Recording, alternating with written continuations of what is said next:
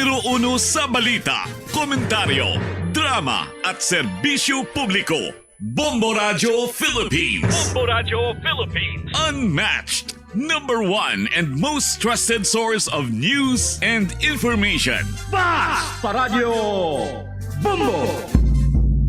This is Bombo Network News, noontime edition broadcasting live at Bombo Radio Broadcast Center, Makati City, Philippines. Ngayon ay araw ng Huwebes, ika-11 sa buwan ng Hunyo taong 2026.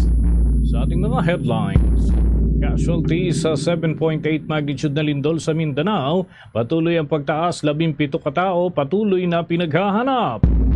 Daan-daang sakong bigas ipinagkaloob ng Bombo Radio Philippines at Bombo Radio Philippines Foundation Incorporated at ilang katuwang para sa mga nasalanta ng lindol. Abogado ng mga nasawi na players ng Ateneo ay naispigilan ang pag-alis sa bansa ni Coach Tab Baldwin. Nigerian Embassy naman nakatutok din sa kaso ng pagpanaw ng kanilang kababayang atleta na si Divina Dili. Abangan mamaya sa ating international news, United States at Iran nagpalitan ng atake. Si United States President Donald Trump may banta ng mas matinding escalation. Sa atin pong FIFA World Cup update, Mexicans umaasang magkakaroon ng mabuting bunga ang home court advantage kontra sa South Africa sa pagbubukas ng FIFA World Cup 2026 ngayong araw. Samantala sa NBA, ang koponan ng Knicks abansi na sa Serye 3-1 laban sa Spurs, makaraang magtapos sa 107-106 points pabor sa koponan ng Knicks. At live nationwide via satellite. Dumako na tayo sa mga detalye ng ating mga balita. Patuloy na nadaragdagan ang bilang ng mga napaulat na nasawi. Diyan pa lamang sa General Santos City ay 14 na ang bilang ng mga naitalang binawian ng buhay, habang mahigit 6 na po naman ang nasugatan dulot ng magnitude 7.8 na lindol. Bagi pa rin ito ng kabuang death toll na halos 50 na batay sa record ng Office of Civil Defense. Ayon kay Dr. Agripino Dacera, pinuno ng General Santos City Disaster Risk Reduction and Management Office, 3 pa ang nawawala, kabilang ang isang biktima ng pagguho ng lupa sa bulubunduking bahagi ng syudad at tinatangka pa na hanapin ang naturang residente. 2 ospital sa lungsod ang nasa temporary shelter ang mga pasyente bunsod ng epekto ng pagyanig. Balik naman ang supply ng kuryente sa halos 80% na mayroong daloy ng kuryente ngayon, at yung supply ng tubig ay mahina pa rin batay sa monitoring at ulat ng lungsod kaugnay ng naturang development. Samantala, sarado ang malalaking malls at grocery stores doon sa lungsod at sumasailalim pa rin sa evaluation ng mga gusali upang matiyak na ang mga ito ay ligtas na bago payagan ng mga tao na makabalik at makapasok sa mga ito. Kaugnay pa niyan, patuloy pa rin pinaghahanap ang hanggang sa 17 individual mula sa mga gumuhong pasilidad sa Mindanao dahil sa magnitude 7.8 na lindol. Ayon kay Office of Civil Defense Deputy Administrator for Administration Assistant Secretary Bernardo Alejandro IV, pinaniniwalaang nadaganan ang mga guho ang mga ito mula sa iba't ibang uri ng gusali na bumagsak sa kasagsagan ng lindol. Sa ngayon, hindi bababa sa 45 ang bilang ng mga nasawi at patuloy ang ginagawa ng mga rescuers na paghahalughog at pagpasok sa mga gusali at gumuhong gusali sa tulong ng mga volunteer, canine units at mga rescue equipments. Nananatili pa rin positibo ang Office of Civil Defense at Rescuers na may mga mahahanap pang buhay sa loob ng mga gumuhong gusali 3 araw mula noong naganap ang lindol. Ayon kay Assistant Secretary Alejandro, bagaman non-stop ang ginagawang paghahalughog sa mga guho, nakahanda ang maraming rescuers and volunteers na ipagpatuloy ito hanggat may mga missing na pinangangambahang nasa ilalim pa ng gusali. Nagpapatuloy din ang relief operations sa mga mamamayan na apektado, kasama na ang assessment sa mga nagsisilbing residential areas para masigurong ligtas na tirhan ng mga residente. Mayo 8 mga kabombo noong naganap itong magnitude 7.8 na lindol na nagresulta sa pagkakadeklara ng state of calamity sa maraming lugar na apektado. Samantala, umabot na sa halos 3,000 mga aftershocks ang nairehistro ng Philippine Institute of Volcanology and Seismology kasunod ng 7.8 magnitude na deadly quake. Ay nga sa naturang tanggapan, ang kanilang inilabas na report nitong 11 ng Hunyo ay nakapagrehistro na ho sila ng kabuuan na 2,964 na aftershocks. Nakaramihan ay mula sa probinsya ng Sarangani. Umabot naman sa mahigit 700 aftershocks ang platted o yung na-detect ng 2 o higit na kanilang pasilidad. At yan ay pawang narehistro sa naturang lugar sa nakalipas na mga araw, habang may halos 60 naman na kumpirmadong naramdaman ng mga residente. Batay nga sa report ng Philippine Institute of Volcanology and Seismology, ay pinakamalakas na aftershock ay umabot ho ng 6.4 magnitude, habang ang pinakamahina naman ay nasa 1.2 magnitude lamang. 8 ng Hunyo nang maitala ang killer quake na kumitil sa halos 50 katao na. At meron pang patuloy na mga hinahanap na mga individual batay na rin sa report ng kanilang mga mahal sa buhay.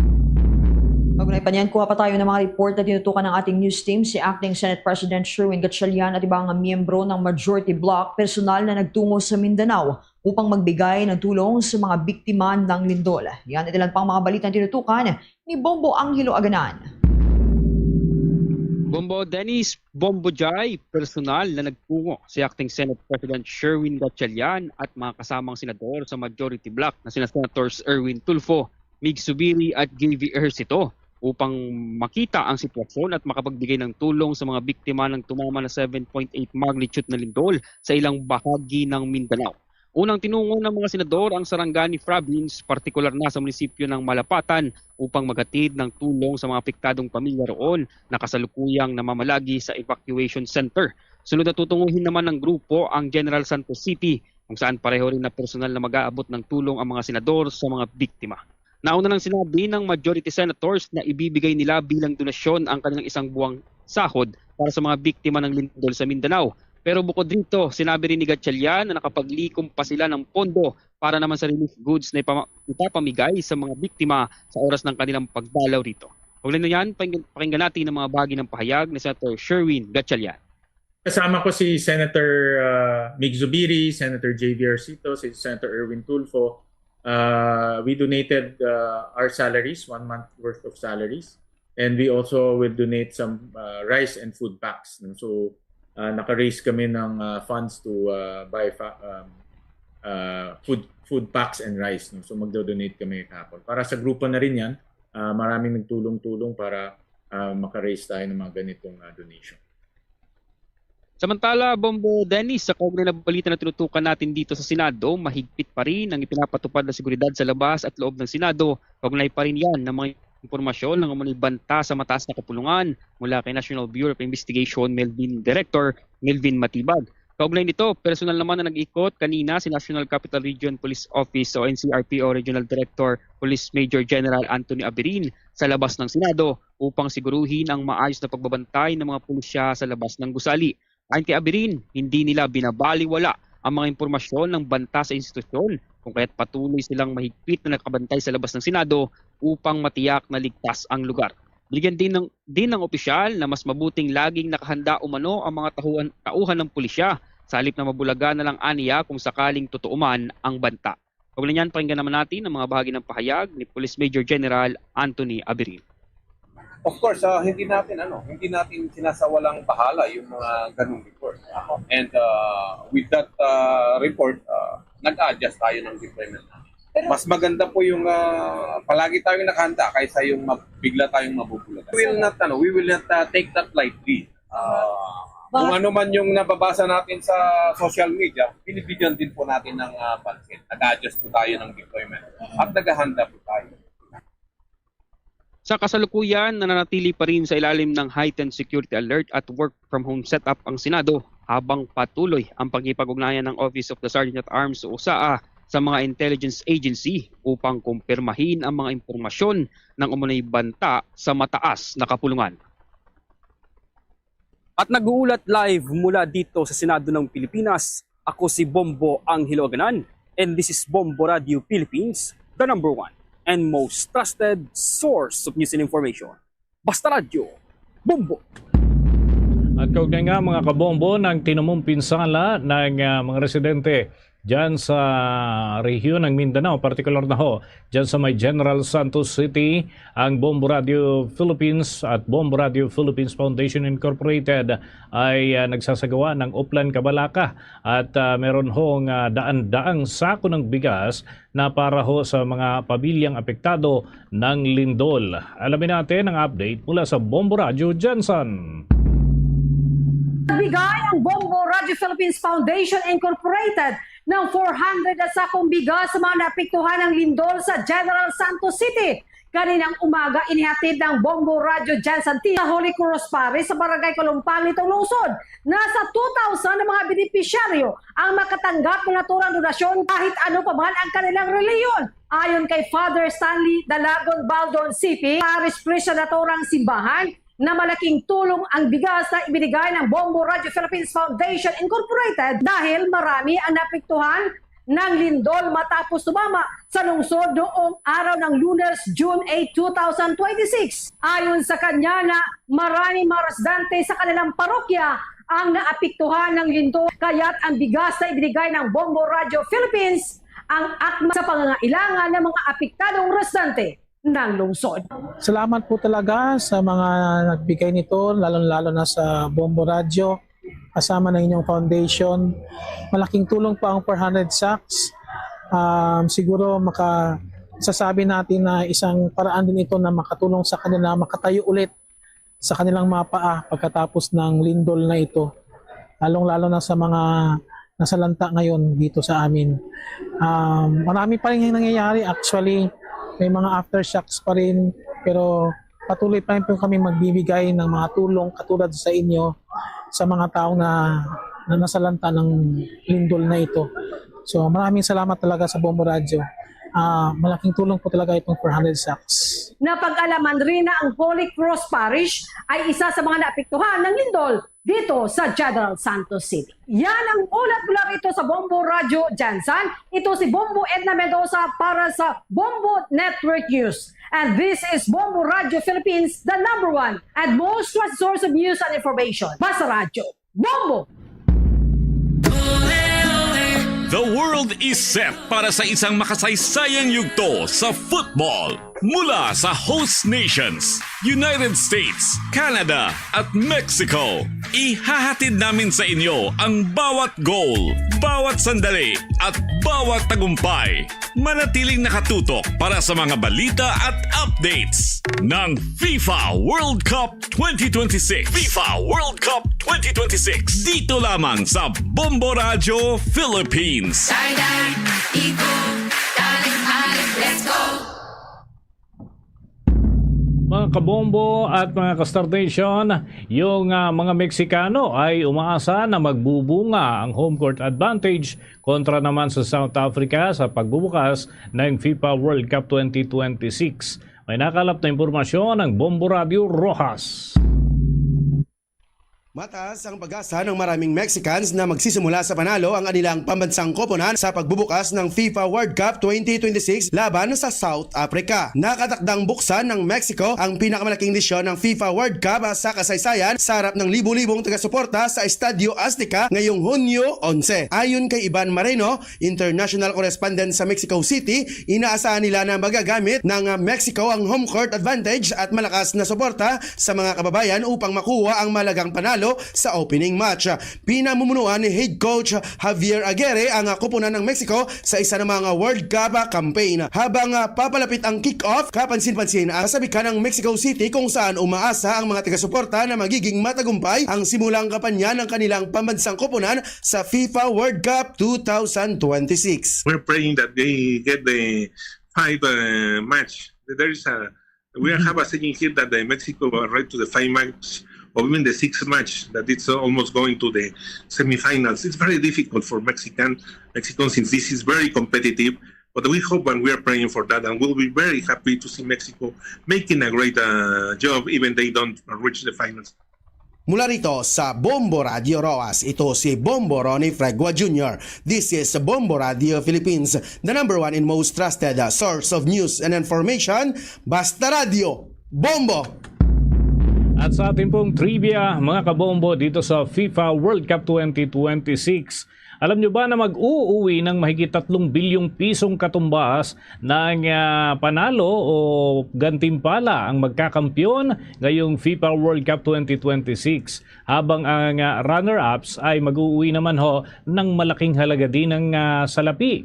At yan ay katumbas ng $33 million o kung dito ho sa atin 2 billion pesos. At ang third place ay meron naman hong gantimpalang 29 million pesos o katumbas o dollars. Katumbas ho niyan dito sa atin ay 1.7 million pesos. Ano? Inuulit ho natin, yung mapapanalunan ng third placer ay 29 million dollars o 1.7 million pesos. Dito ho mga kabombo, mga Kastar Nation, at o 1.7 billion pesos. Ang fourth place naman mga kabombo ay mag-uuwi ng nasa 27 million. Katumbas ho ito ng 1.6 billion pesos. Habang ang makakatanggap ho ng katumbas na $19 million o 1.1 billion pesos yung magwawagi mula naman sa 9th hanggang 16th place. Merong $11 million o katumbas ng mahigit 675 million pesos yung mga mananalo mula sa 17th hanggang 32nd place. At magkakamit naman ng nasa $9 million o katumbas ng 551 million pesos ang mga magwawagi mula sa 33rd hanggang 48th place. Kaya abangan mga kabombo ang magiging takbo ng mga laro at kung sino ang mananalo ng naturang nakakalulang gantimpala sa FIFA World Cup.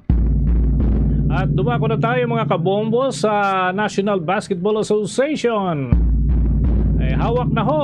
Hawak na ang beat. Hawak na ho ng New York Knicks ang 3-1 bentahe. Matapos ho ang matagumpay na ikalawang bahagi ng kanilang comeback. 107-106 ang dikitang laban mga kabombo. Binura ng Knicks ang 27 points na kalamangan ng San Antonio Spurs sa first half na ibinulsa naman ang isang punto ng panalo pagkatapos ng Game 4. At naging dominante ang opensa ng Spurs sa unang bahagi ng laban at tinapos ang unang quarter at maging ang ikalawang quarter sa score na 76-49. Ngayon man ay dumanas ng defensive breakdown ang Spurs sa ikalawang bahagi ng laban at hindi napigilan ang pag-arangkada ni na Jalen Brunson at OG Anunoby para naman burahin ang big time na 29-point deficit.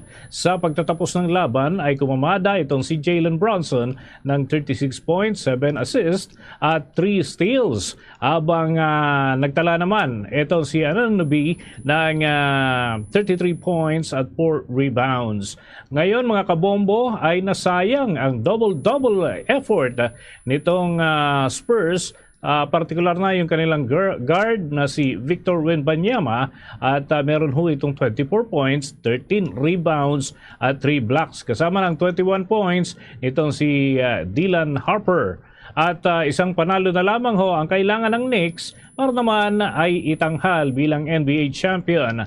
Babalik naman sa San Antonio ang do-or-die game sa kanilang pagharap sa Game 5 na ng kanilang laban.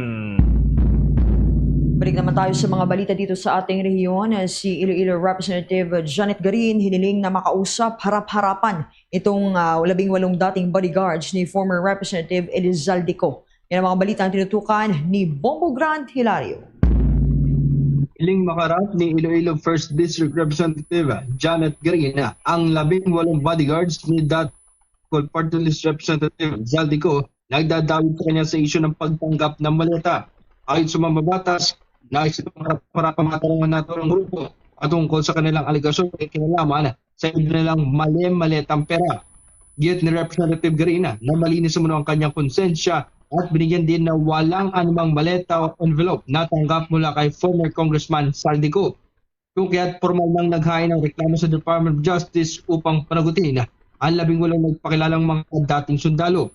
Reklamo cyber libel at o perjury ang inihain ng mga batas laban sa nabanggit na grupo kasama pati kanilang abogado na si Attorney Levito Baligoda. Parin pinanindigan ni Congresswoman Göring na ang paghain ng reklamo ay upang hindi may sa walang bahala ang kasinungalingan lalo pat posibleng makaapekto raw sa integridad ng isang individual. Ating panggan si Representative Janet Garina ng Iloilo City 1st District.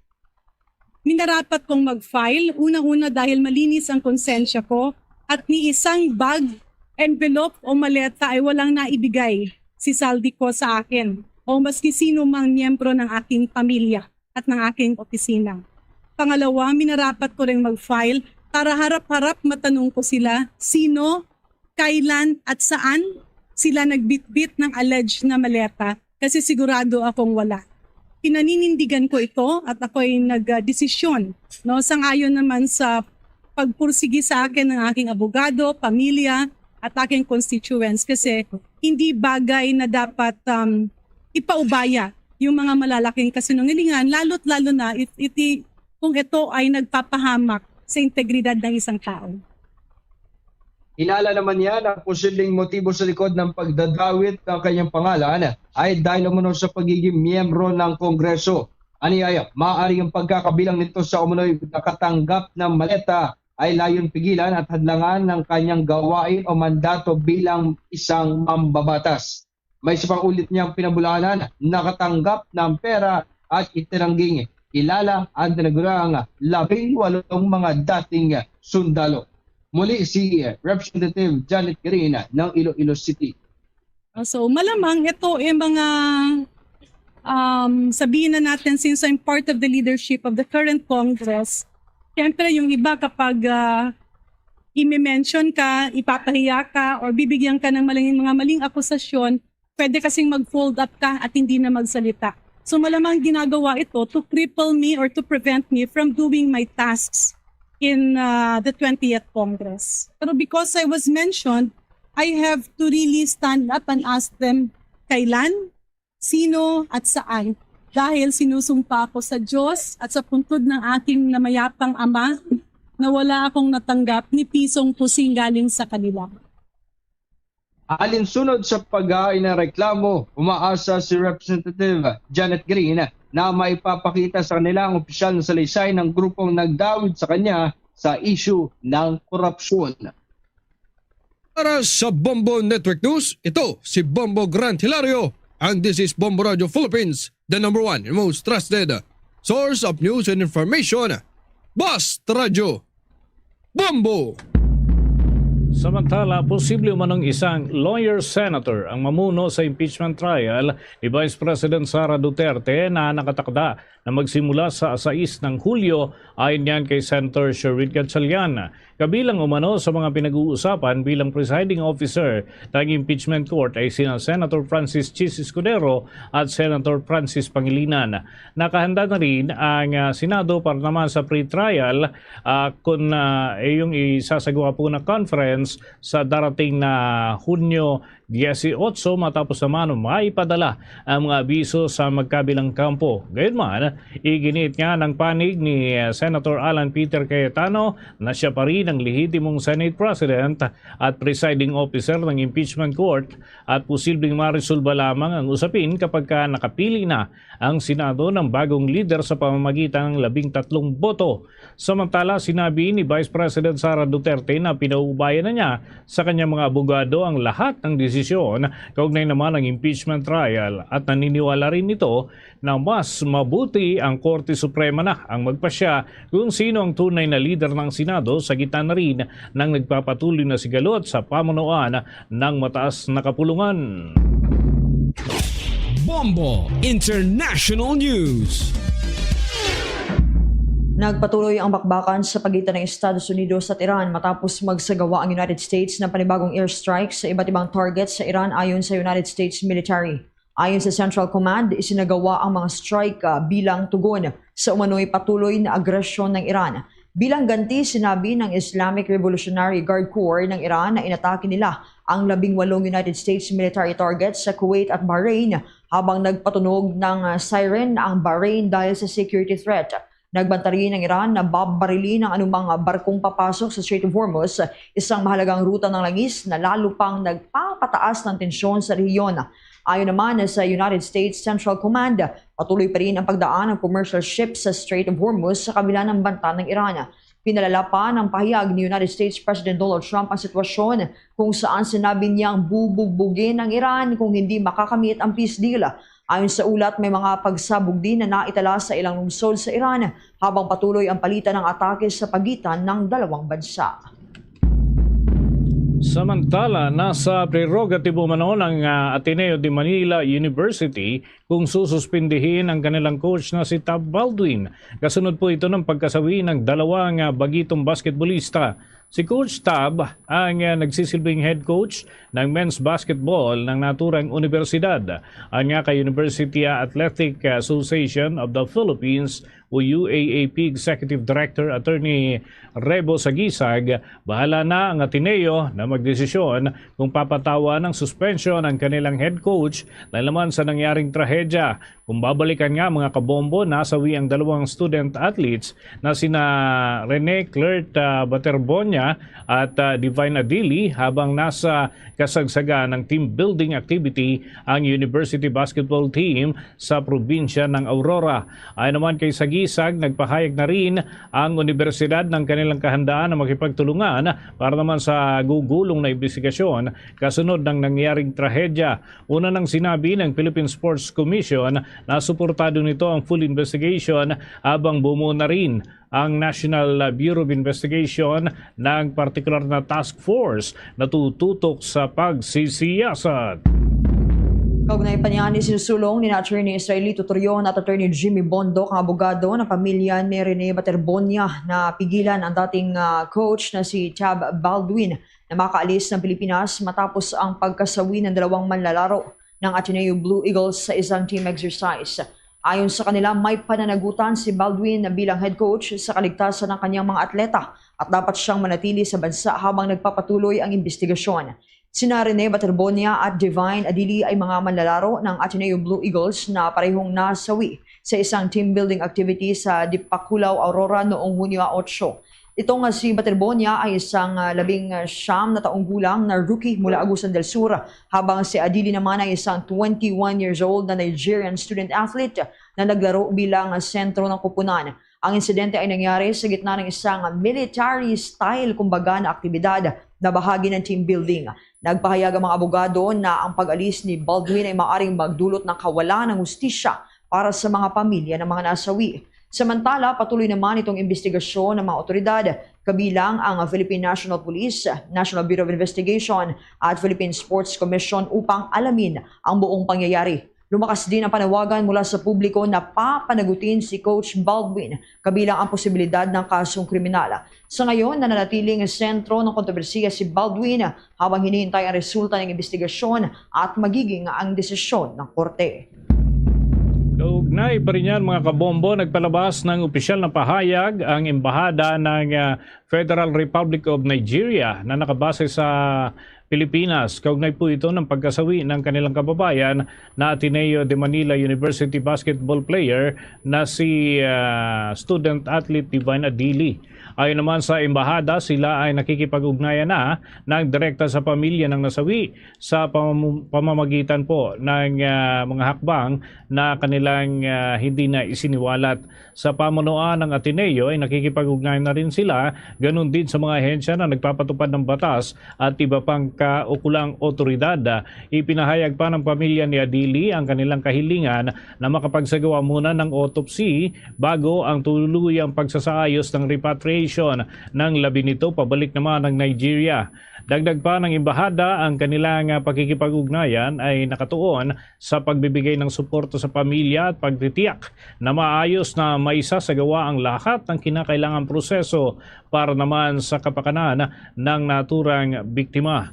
Nanawagan din ang embahada sa Nigerian community sa Pilipinas na manatiling kalmado at umiwas sa mga haka-haka kaugnay ng insidente. Binigyang din nila na dapat ay iwasan ang pagkakalat ng hindi beripikadong impormasyon sa pamamagitan ng internet hinggil sa pagkamatay ng estudyanteng atleta. Sa kabuuan, layunin umano ng embahada na mapanatili pa rin ang kaayusan at respeto sa pamilya nitong si Adili habang nagpapatuloy ang investigasyon at paghahanda sa kanyang pag-uwi doon sa kanyang pinanggalingang bansa.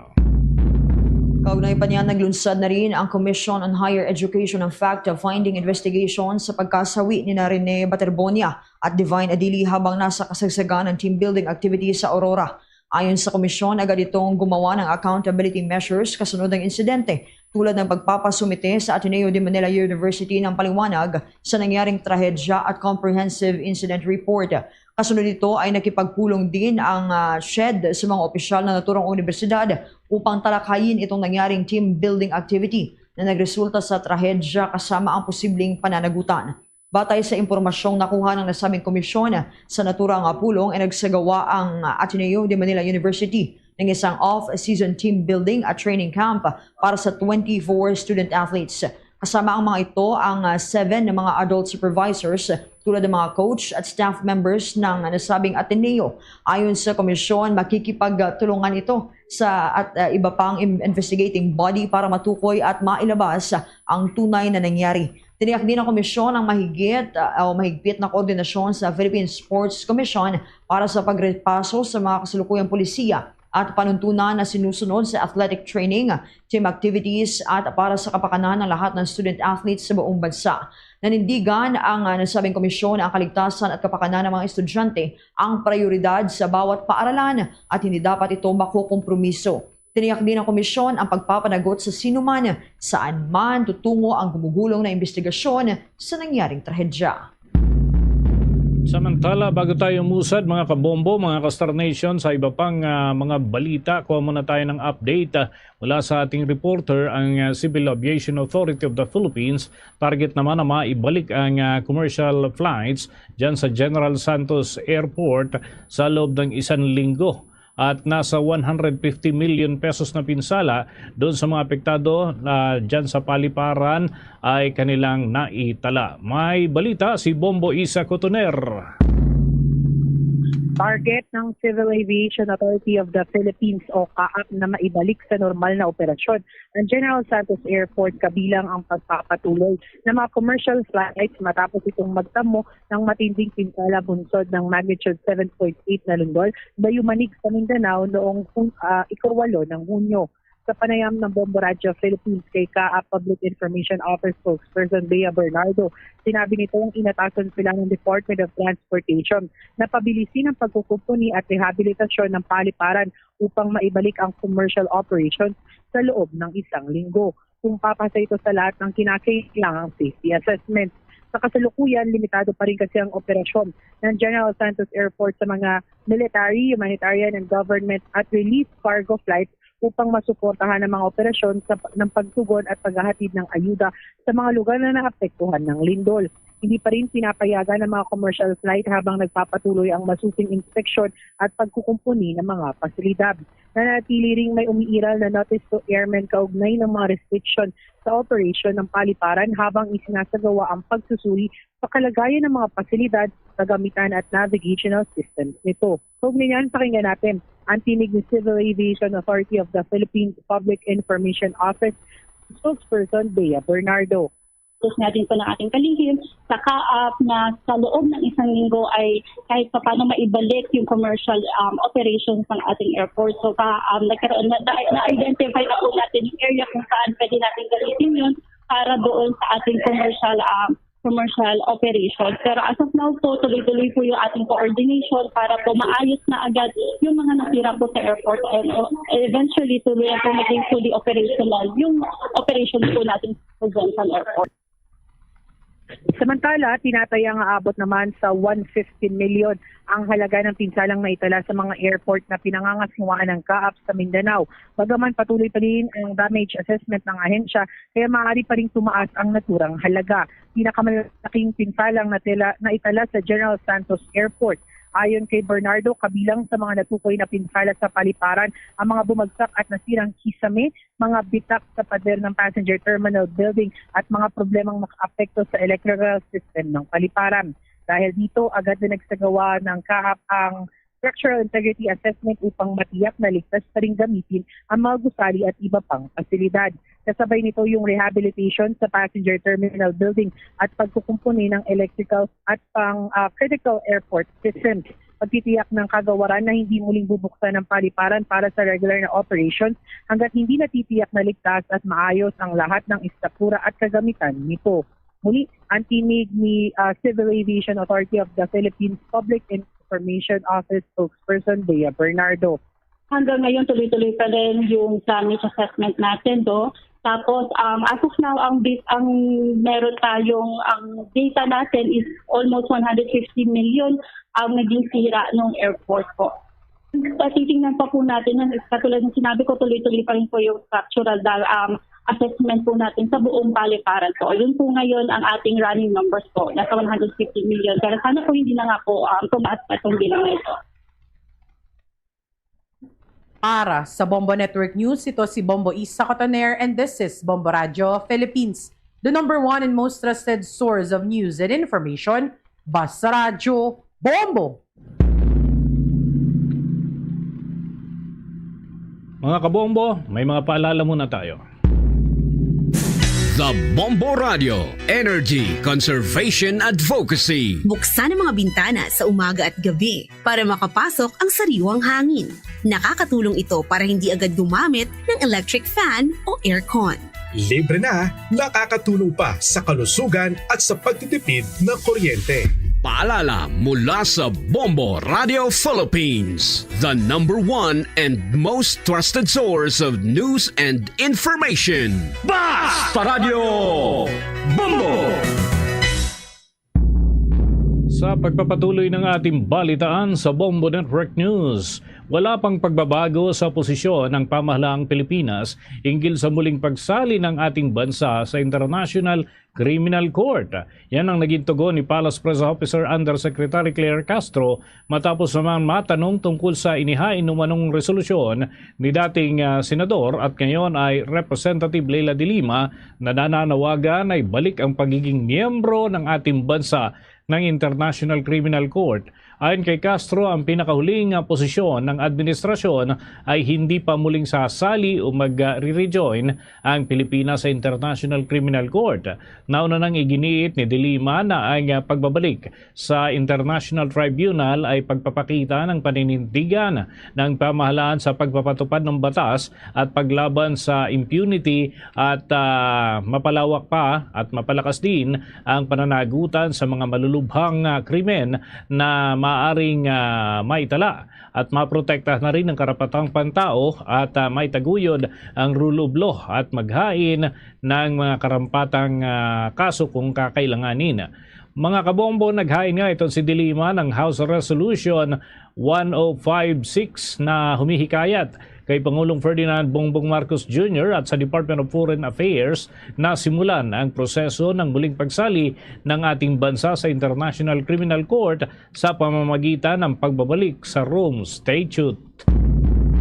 Sa bagay ito, mga kabombo Nation, kuha pa tayo ng mga balitang tinutukan ng ating mga kasamahan ng Philippine National Police. Binigyang halaga itong pag-aalaga sa tiwala ng publiko. Kuha tayo ng report, tinutukan niya ni Bombo Juvino Gala. Yes, sa Bombo Dennis at Bombo Jai, pinaalalahanan ng Philippine National Police o PNP ang mga kapulisan na alagaan ang kanilang mga integridad, lalong at iwasan ang masangkot sa anumang mga krimen. Ayon kay Police Lieutenant General Bernard Banac, ang Deputy Chief for Administration ng Philippine National Police, na regular nilang pinagsasabihan ang mga kapulisan at para hindi na magkaroon pa ng o sila ay mapasok sa mga katiwalian. Dagdag pa nito, na agad nilang natutugunan ang mga natatanggap nilang reklamo laban sa mga pulis. Narito yung ilang pahayag dito ni Police Lieutenant General Banac. A whole of organizational commitment. And we recognize that the challenges we face misconduct, lapses in discipline, and issues that affect public trust are not isolated concerns. At kung may isang bagay na hindi natin maaaring isang tabi, iyon ay ang tiwala ng publiko. Kapag nasira ang tiwala, mahirap itong maibalik. Kaya ang integridad ay hindi opsyon, kundi obligasyon. So yan yung ilang payag dito nitong si Police Lieutenant General Banac, kung saan binigyang halaga nito sa bawat kapulisan na dapat ay maging mali or maging maganda sa paningin ng publiko ang bawat opisyal. Sinabihan din nito ang mga police officials na trabaho nila ang pagbabantay sa kanilang mga subordinates, kung saan pananagutan nila ang sinumang mga tauhan nila na may masangkot sa anumang krimen or anumang anomalya. So narito muli yung ilang pahayag dito ni Police Lieutenant General Banac. Integrity monitoring is not the sole responsibility of the Internal Affairs Service. It is a command responsibility. It is a leadership obligation. And it is a personal duty of every member of the Philippine National Police. Sa madaling salita, walang exempted pagdating sa integridad. Lahat tayo, anumang ranggo o posisyon, ay may pananagutang pangangalagaan ang dangal ng ating uniforme. Because in the end, no system, no matter how well designed, can replace individual accountability. Ito si Bombo Juvino Galang and this is Bombo Radio Philippines, the #1 and most trusted source of news and information. Basta Radio Bombo! Bombo Weather Update. Iba yung pag-iingat pa rin ng panawagan ng mga eksperto dahil nakataas pa rin ang flood warning sa dalawang rehiyon dyan sa bahagi ng Mindanao ngayong araw na ito. Ito ay dahil pa rin sa pag-iral ng southwest monsoon na nakakapekto sa western section na nagdadala ng serye ng pag-ulan. Kinabibilangan ito ng mga sumusunod na lugar. Bangsamoro Autonomous Region in Muslim Mindanao, kabilang ho dyan yung Lanao del Sur at Maguindanao. Northern Mindanao, kabilang naman ho dyan yung Camiguin, Bukidnon, Misamis Occidental, Lanao del Norte at Misamis Oriental. Di rin inaalis ng State Weather Bureau ang posibilidad ng paglawak pa ng mga pag-ulan na maaaring makaapekto sa mas maraming lugar, kabilang na yung mga inisyal na tinamaan ng lindol na maaari magpahirap dun sa mga isinasagawang search and rescue operation. Dahil dito ay pinag-iingat ang mga residente, lalo na yung mga nakatira sa mga lugar na dating sentro ng lindol, dyan pa rin sa bahagi ng Sargent Region. Sa iba pang balita, tiniyak ng Quezon City Police District ang kahandaan nito para sa mga serye ng kilos protesta na inaasahang isasagawa bukas araw ng Independence Day. Ayon sa naturang police station, kabuang 2,000 mahigit na mga personnel dito ang i-deploy para sa iba't ibang lugar para sa police visibility, intelligence monitoring, traffic management, crowd control at pagtugon sa anumang emergency. Nais ng Quezon City Police District na mapanatiling ligtas at mapayapa ang naturang lungsod sa kabila ng mga posibleng kilos protesta na kadalasang isinasagawa sa mga lugar na sakop nito tulad ng makasaysayang EDSA. Tutulong din ang 1474 Force Multipliers at mahigit 100 na tauhan mula sa iba pang ahensya ng pamahalaan sa security operations. Pangunahing tututukan sa deployment at patrol operations ang mga pangunahing lansangan, lugar na pagdadarausan ng mga aktibidad, transport hubs at iba pang matataong lugar para matiyak ang kaayusan at kaligtasan ng publiko.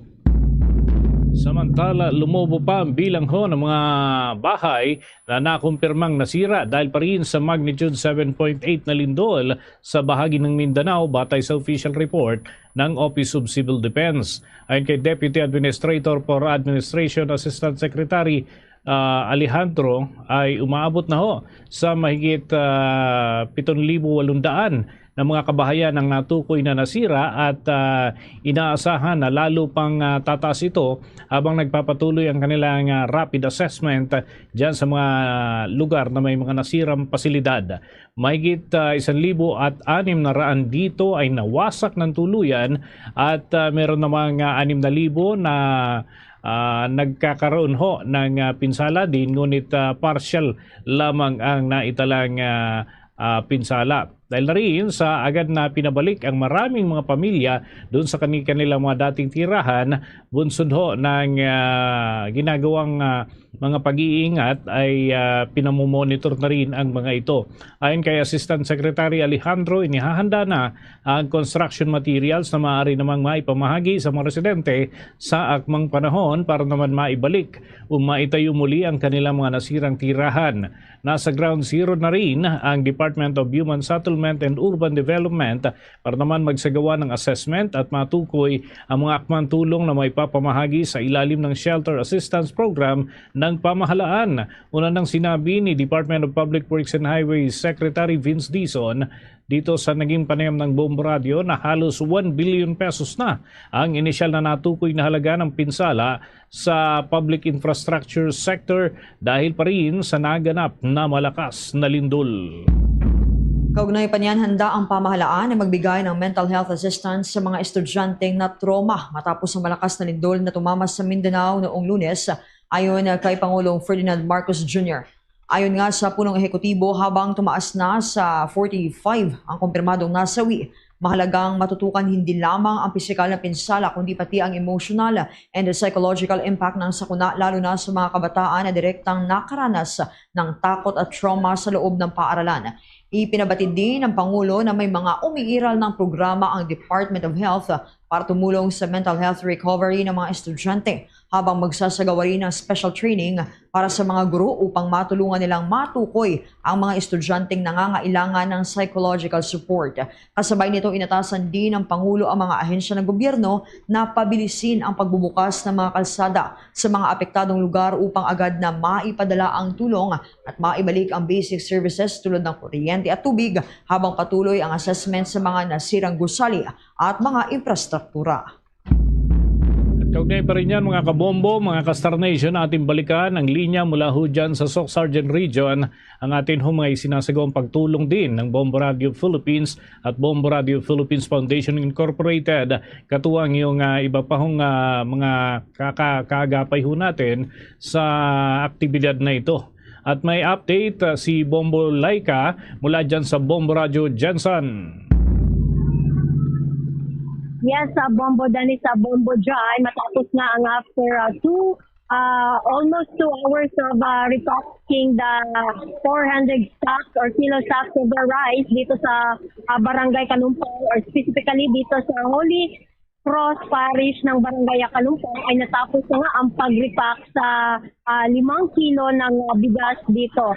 At natapos nga ang pag-repack sa tulong na rin volunteers na hindi bababa sa 30 katao ang nagtulong-tulong kasama ng Bombo Radio Jensen employees and staff. Again, this Oplan Cabalacas na project ay pinangunahan ng Bombo Radio Philippines Foundation Incorporated in partnership with Bombo Radio Jensen and Holy Cross Parish Kalumpang. Nang layunin ay makapagbigay at makapagatid ng tulong sa nangangailangan, lalo na sa panahon ng kalamidad, kagaya nga ng lindol na tumama rito sa Jensen at sa probinsya ng Sarangani. Ayon nga kay Father Stanley Baldon City, the parish priest, malaki ang kanyang pasasalamat sa Bombo Radio Philippines Foundation Incorporated at sa Bombo Radio Jensen dahil sa tulong na kanilang natanggap. Ang tulong na ito ay mapupunta sa 71 JKK na sakop ng 4 na barangay dito sa Jensen. Ang barangay Bauling, Tumbler, portion of Barangay Nabangan, and of course, the Barangay Kalumpang. Nakapagbigay na rin ng instruction si Father Stanley kung ano ang proseso para maka-avail sa nasabing tulong. They just have to write their names o magpalista kung saang JKK sila binong para maayos at organisado ang pamamahagi ng tulong sa bawat pamilya at individual na lubhang naapektuhan sa naramdamang 7.8 magnitude na lindol last Monday, June 8 of 2026. Sa ngayon nga, Bombo Dennis sa Bombo Jai ay nakakain na rin ang mga volunteers natin dito after almost 2 hours sa pag-repack ng mga bigas dito. How's that, Bombo Dennis? Okay, sige, pakinggan natin yung shout ng ating mga kabombo at mga ka-Star Nation na katuwang natin sa repacking dyan sa inyong aktibidad, bahagi ng Oplan Cabalaka ng Bombo Radio Philippines at Bombo Radio Philippines Foundation Incorporated. Ating pakinggan at panoorin.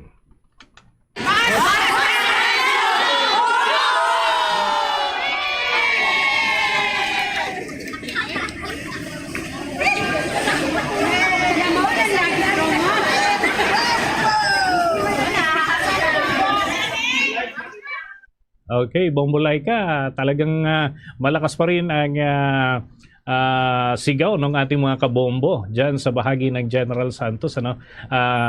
Kumusta naman yung panahon dyan, Bombo Laika? As of now, Bombo Dennis, medyo hindi naman masyadong mainit dito. Kaya nga, ang napakaganda ng panahon dito kasi meron din naman kami sa loob ng isang gymnasium kaya hindi namin ramdam ang medyo mainit na panahon dito sa General Santos City. Sige, with that, maraming salamat at ingat kayo dyan sa mga aftershocks. Yan muna ang ulat mula rito sa Bombo Radio Jansan.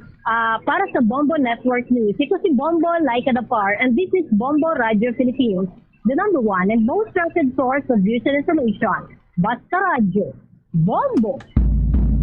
Samantala, sa ibang balita naman, ang Korte Suprema ay hindi pa raw handang magpasya sa issue ng quorum kasunod ng pagbasura doon sa inisyal na petisyon ng isang guro kaugnay doon sa issue ng pagkakapalit na naman ng panibagong liderato dyan sa Senado. Alamin natin ang naging panayam ng Bombo Radio Cebu. Ipinaliwanag ni Attorney Remeses Victorious Gatchalian Villagonzalo, isang ICC-accredited lawyer, na ang pagbasura ng Korte Suprema sa petisyon na inihain ng gurong si Barry Tayam ay hindi nakabatay sa merits ng kaso. Ang nasabing petisyon ay humihilig na idineklarang balido ang quorum ng 12 senador noong sesyon ng Senado noong Hunyo 3 ngayong taon. Panayam sa kanya ng Bombo Radio Cebu, sinabi ni Villagonzalo na ang naging desisyon ay dahil sa procedural aspect. Ayon sa dismissal, bigo si Tayam na magpakita ng sapat na legal interest o katayuan upang hamunin ang nasabing usapin sa korte. Gayunpaman, ayon sa kanyang unpopular opinion, ang sinumang botante at mamamayang Pilipino na nasa legal na edad ay dapat may karapatang magtanong sa ganitong issue. Naninindigan si Villagonzalo na may sapat na standing ang sinuman para questionin ang usapin, lalo na't layo ng petisyon na linawin ang issue ng quorum. Nagbigay rin siya ng hypothetical question kung si retired Justice Carpio ba ang naghain ng katulad ng petisyon. Sasabihin din ba ng Korte Suprema na wala itong legal standing? Kaya para sa kanya, tila hindi pa handa ang Korte Suprema na maglabas ng pinal na desisyon sa usapin ng quorum. Matatandaang sa inilabas na press release ng Supreme Court Office of the Spokesperson, binigyang diin na ibinasura ang petisyon ni Tayam dahil sa kawalan ng legal standing. Ayon sa Korte, hindi na itatag ng petitioner ang sapat na legal na interest para ituloy ang kaso. What if the retired Justice Carpio ang ni-file sa petition containing the same arguments? Will the Supreme Court say wala siya legal standing? I don't think so. The Supreme Court is not yet ready to rule on the main issue of quorum. Mula rito sa lungsod ng Cebu, ito si Bombo Irene Ardiente. And this is Bombo Radio Philippines, the #1 and most trusted source of news and information, Basta Radio. Bombo! Mailapit ang serbisyo ng gobyerno sa mga Pilipino, ilan sa layunin ng pamahalaan ngayong bisperas ng Araw ng Kalayaan. Mareport ang Star FM Manila. Layunin ng ilang mga ahensya ang mailapit ang programa at serbisyo ng gobyerno sa mga Pilipino ngayong paparating na pagdiriwang ng Araw ng Kalayaan.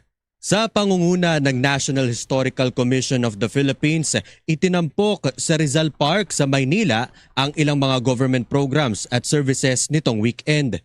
Sa panayam ng 102.7 Star FM Manila sa ilang nakibahagi sa programa at tumanggap ng serbisyo, katulad na lamang ng mula sa Philippine Statistics Authority para kumuha ng birth certificate at national ID. Sinabi nila na importante ang mga ganitong hakbang ng pamahalaan. Birth certificate ng anak ko at yung nagpa-national ID din siya po. Mahalaga to kasi pinapakita talaga ito na may care sila doon sa mga mamamayang Pilipino dahil may mga libre po silang mga binibigay ng pagkain tsaka nagbibigay din po sila ng mga services po. Namasyal po kami rito tapos nakita ko na mayroong ganito kaya sinamantala ko na yung pagkakataon. Napaka-importante po kasi hindi ka na pupunta doon sa pinaka-office nila, dito na lang pwede na. Mas mabilis dito kaysa doon. Magkakaroon naman ng Parada ng Kalayaan at Independence Day concert sa Biyernes, June 12.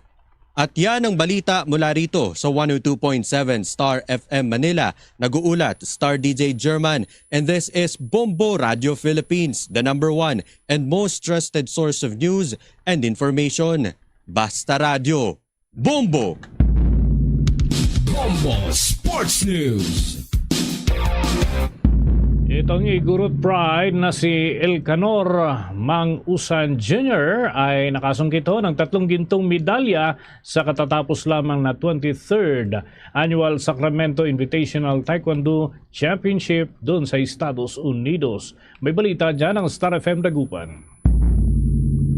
Hindi lang isa, kundi 3 gintong medalya ang nasungkit ng 17 anyos na Igorot Pride at Taekwondo athlete na si Elcanor Mangusan Jr. matapos ang ipinamalas na husay sa 23rd Annual Sacramento Invitational Taekwondo Championship na ginanap sa mga Estados Unidos nito lamang buwan ng Hunyo. Dinomina ni Mangusan ng Combat Taekwondo category Kyorugi Pumsei na nagresulta sa pambirang triple gold na tagumpay. Sa naging panayam ng Story FM, dagupan kay Mangusan, hindi pa rin siya makapaniwala na 3 gintong medalya ang naibulsa dahil sunod-sunod ang kanyang naging laban.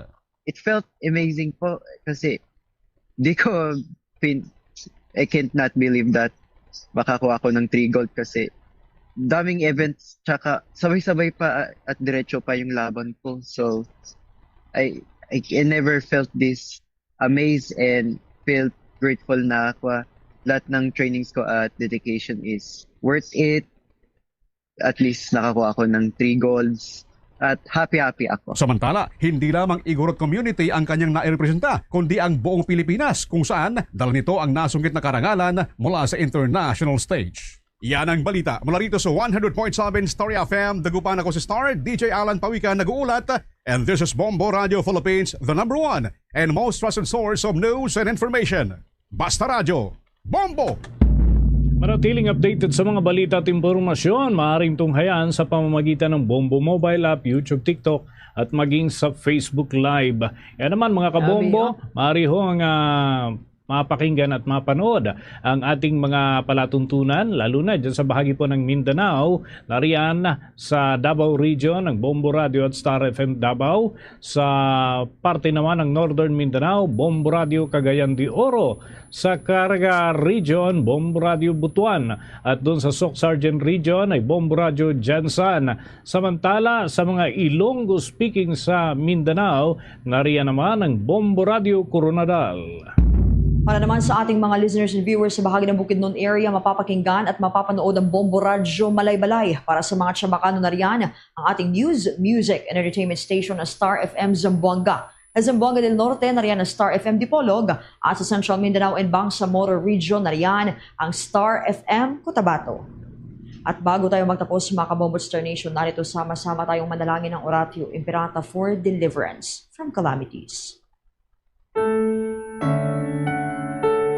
Almighty Father, we raise our hearts to you in gratitude for the wonders of creation of which we are part, for your providence in sustaining us in our needs, and for your wisdom that guides the course of the universe. We acknowledge our sins against you and the rest of creation, nature. We have confused your command to subdue the earth. The environment is made to suffer our wrongdoing, and now we reap the harvest of our abuse and indifference. Global warming is upon us. Typhoons, floods, volcanic eruption, and other natural calamities occur in increasing number and intensity. We turn to you, our loving Father, and beg forgiveness for our sins. We ask that we, our loved ones, and our hard-earned possessions be spared from the threat of calamities, natural and man-made. We beseech you to inspire us all to grow into responsible stewards of your creation and generous neighbors to those in need. Amen. Luzon, Visayas at Mindanao, yan ang kabuuan ng ating mga balita sa Bombo Network News Noontime Edition, ang back-to-back winner sa Catholic Mass Media Awards bilang Best News Program. At mula rito sa Bombo News Center, Makati, this is Bombo Radio Philippines, the #1 and most trusted source of news and information. Basta Radio, Bombo! For the most trusted source of news and information, visit our website at www.bomboradio.com. Follow us on Bombo Radio mobile app, Facebook, YouTube, TikTok, and X, formerly Twitter. Like, share, and stay connected. Anytime, anywhere.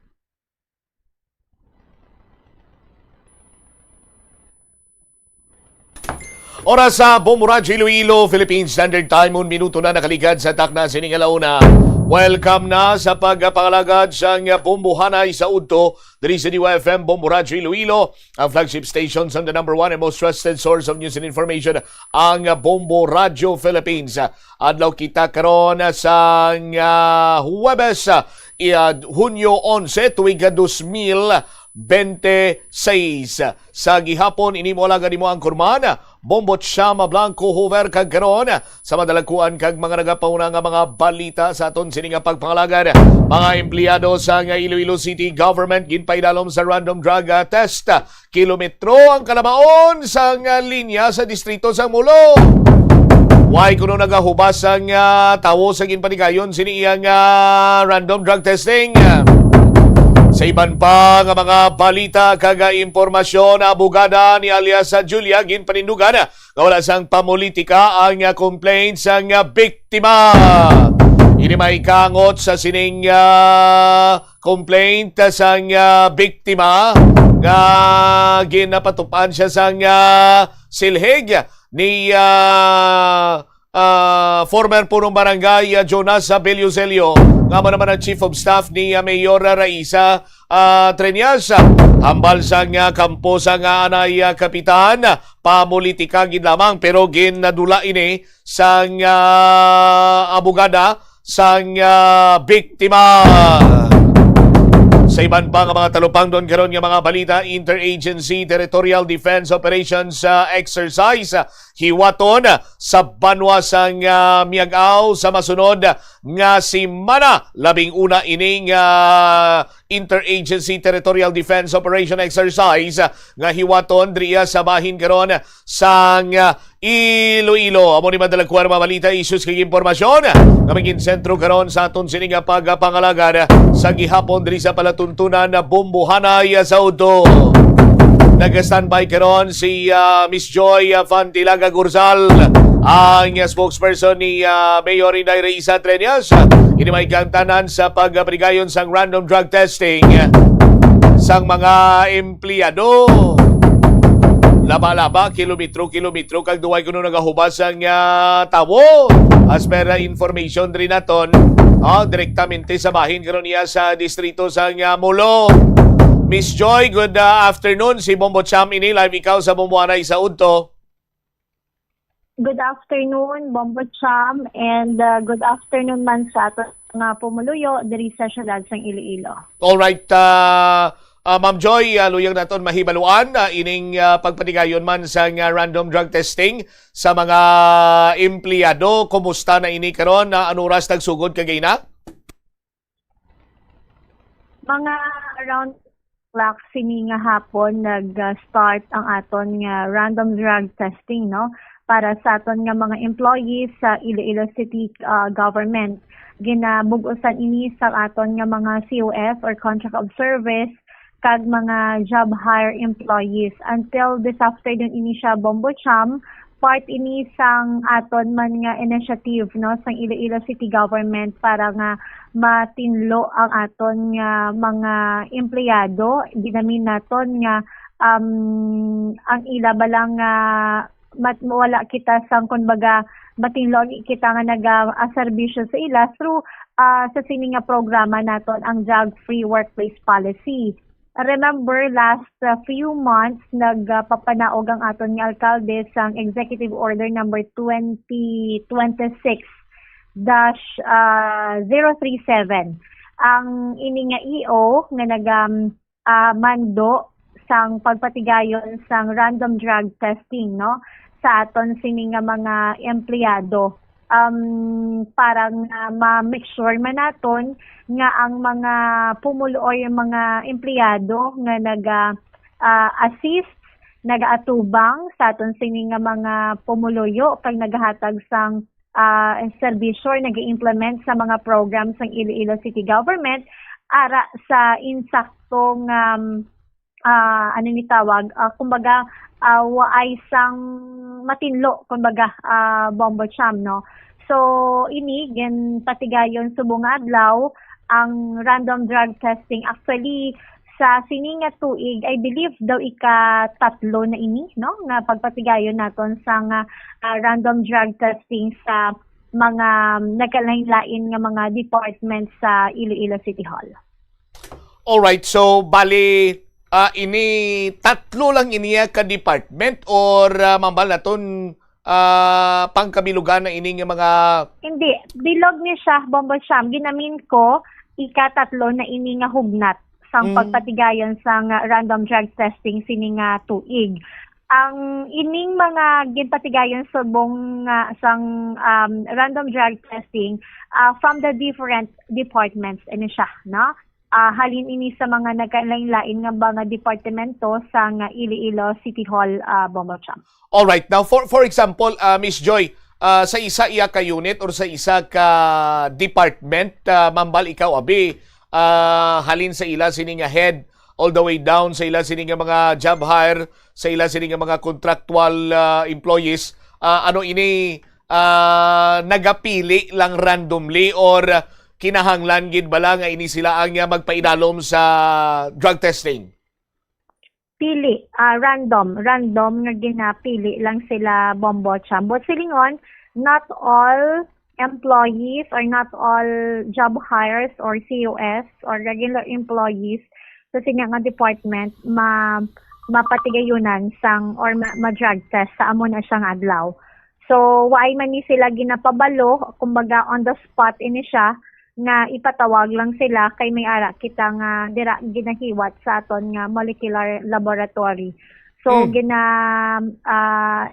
kumbaga daw spot daw kumbaga way sang hindi siya announce bala on the spot announce siya nga kumbaga nga amo lang nga adlaw pakaduon ka sa amo na para patigayunan sa nga drug testing kay para nga hindi ka preparar no ang aton sini nga mga empleyado amo na siyang aton sini nga goal.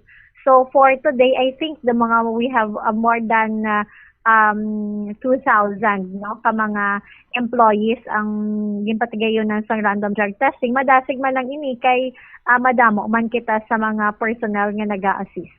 All right. Gusto ko lang mangin klaro, Ma'am Joy, for example, sa isa ka unit or department may napulo ka empleyado.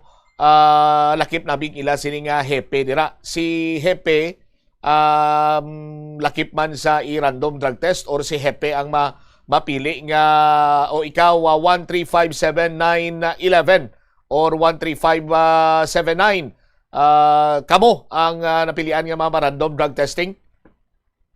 Hindi lang ako maka-elaborate Bombo Cham kung paano na siya ginapili no. But before sina may mga meetings naman na nga ginapatigayon ang aton nga City Administrator's Office kag sa ilang nga mga department heads. Si department head or si unit head ala? Yes, oo. Oo. Okay. Now, ma'am, ano ini siya? Blood extraction or urine extraction? Sorry? blood extraction or urine extraction ang drug testing? Just double check Bobo Sham, no, kung ano ni siya nga klase, i-feedbackan ta ka after this interview. All right. Hasta lang ini subong or may mga palabuton pang random drug testing ang city government? Well, wala ta kabalo kay random drug testing, hindi nato man pwede pabalo kung saan ang next, no? Sa aton sining mga pagpalamati. But definitely, mambal naton, this is a way nga para iyang mapasiguro nga ang mga empleyado sa Iloilo City Government ang wala iya naga-engage sa illegal drug use. Correct. That's our one way, no? Sang pagtinlo man naton sa aton nga kumbaga this is only one way nga pag maano naton bala ang drug-free workplace policy sang Iloilo City Government kay ti amo gid na ang gusto sang aton sining nga alkalde, no, sa aton sining nga mga empleyado nga dapat sa aton palang panimalize og saran palang naton matinlo na. Now, luyang naton may baluan on the process nga may mag-positive. Anong matabo dayon na Ma'am Joy? Well, itaagi sa due process, no. After sina halimbawa may mag-positive, may ara pa na siya nga ano na siya tawag do confirmatory. May proseso man nga ginatawag Bombo Cham. In the event nga ma-confirm pagid, what will happen? May ara na siya proseso sa aton, na stipulate na siya sa aton nga EO 2026-037. Ang proseso once nga mag-positive ka, then another mag-positive ka kid abisa confirmatory test. So may mga proseso ina siya nga kinahanglan himuon. Will this lead to termination or dismissal? Well, possible, no? Possible kag isa man sina ang intervention man, no, sa aton sini nga mga empleyado. All right. Thank you so much, Miss Joy, and good afternoon. Salamat man and maayong hapon. Dari wabit si Ma'am Joy Fantilaga Gurzal. Sa aton man sini nga pagpangalaga diri ang spokesperson ni Mayor Raisa Treñas. Ginabalubanta mga 2,000 ang ginpaidalom sa random drug testing dira iya sa may molecular laboratory sang syudad sang Iloilo.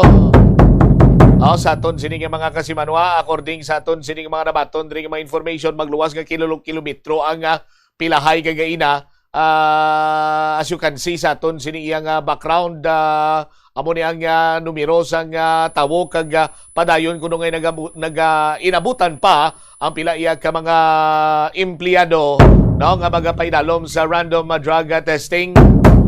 Sa aton sini nga mga kasimanwa, di ini maayo gid ini nga pamagya gud nga mapamatudan nga waya sang lugar, no, ang durugista, particularmente mga drug user, specialmente mga drug poser sa city government.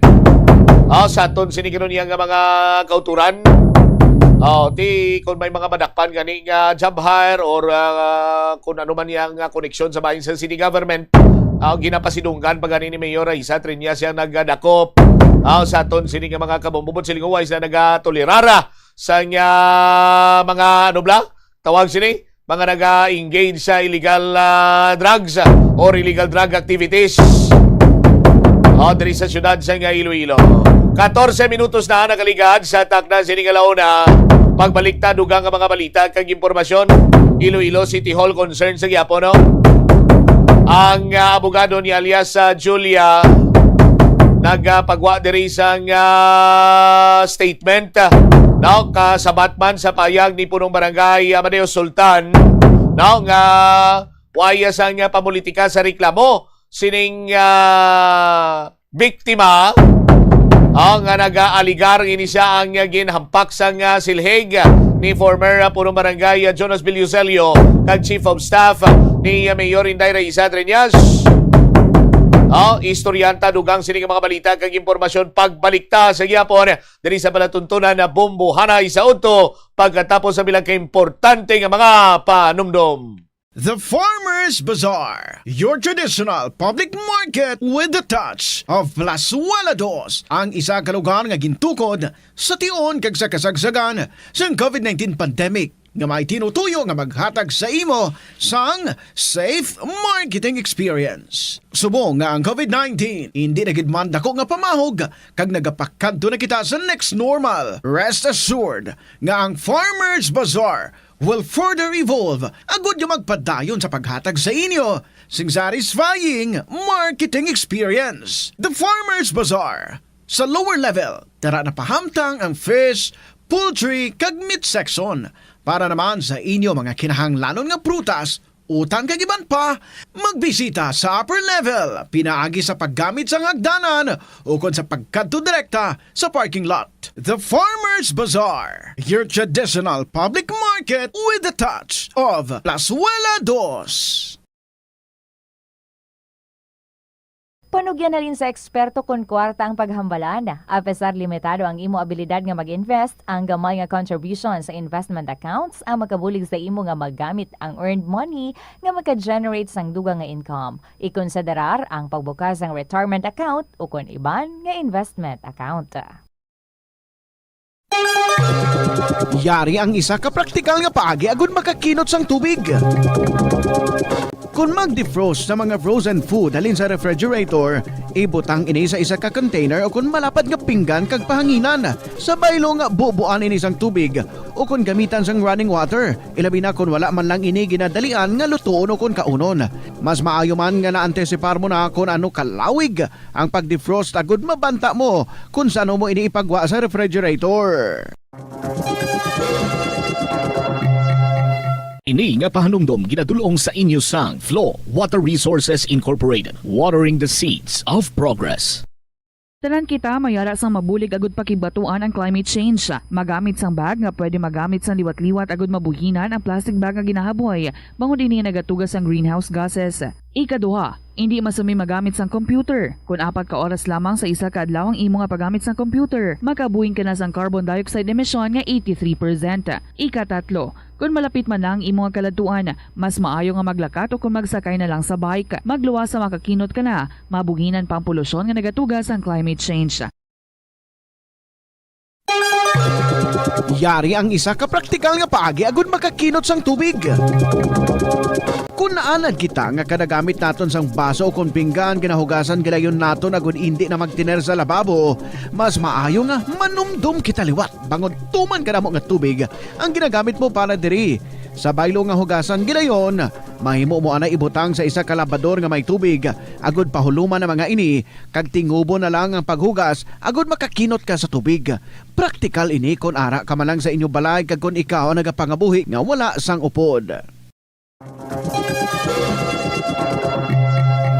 Ini nga pahanumdom ginadulong sa inyo sang Flow Water Resources Incorporated, watering the seeds of progress. Limitahan ang pag-charge sang devices. Hindi pagpabayaan nga naka-plug ang phone, laptop o kon tablet kung puno na ang battery. Patyon o kung i-unplug gilayon kung tapos na. Makakinot ini bisan gamay lang per device. Ilabi na kung madamo ang empleyado sa opisina.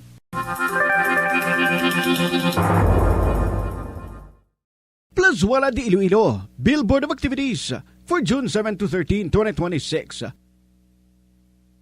Rock songs and more ang nagahulat sa inyo. Kaupo ng Binhi Band sa concert at the Plaza. Blasting of alas 6 sa gabi sa Hunyo 13, Sabado. Sa tion sa musical show, napulo ka mga matahom nga Plazuela de Iloilo mags kag madamo pa nga iban ang igaparafol sa masuki sang Plazuela de Iloilo.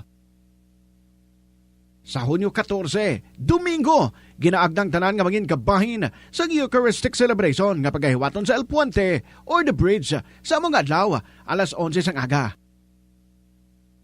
Sa tion sang Holy Mass, pangayo naton sa Ginoo nga hatagan niya kita sang kabakod nga malampuwasan ang internal kag external problems sa aton nga pungsod. Plaswala de Iloilo, we remain to be one with you in the common hope for a better community and a progressive country in 2026. Sini nga panahon sang tag-ilinit, delikado ang sunog ilabi na sa sulod sang panimalay. Gani safety first ka bombo, ilabi na kung ikaw ang nagaluto sa kusina. Siguraduha nga nahamtang sa mabugnaw kag well-ventilated area ang LPG tank kag indi masilakan direkta sang adlaw. Ang sobra nga init makapataas ang pressure sa sulod sang tangke nga mahimo magresulta sa aksidente. Tsekyaron ini kung may tagas kag ipalayo sa kalayo.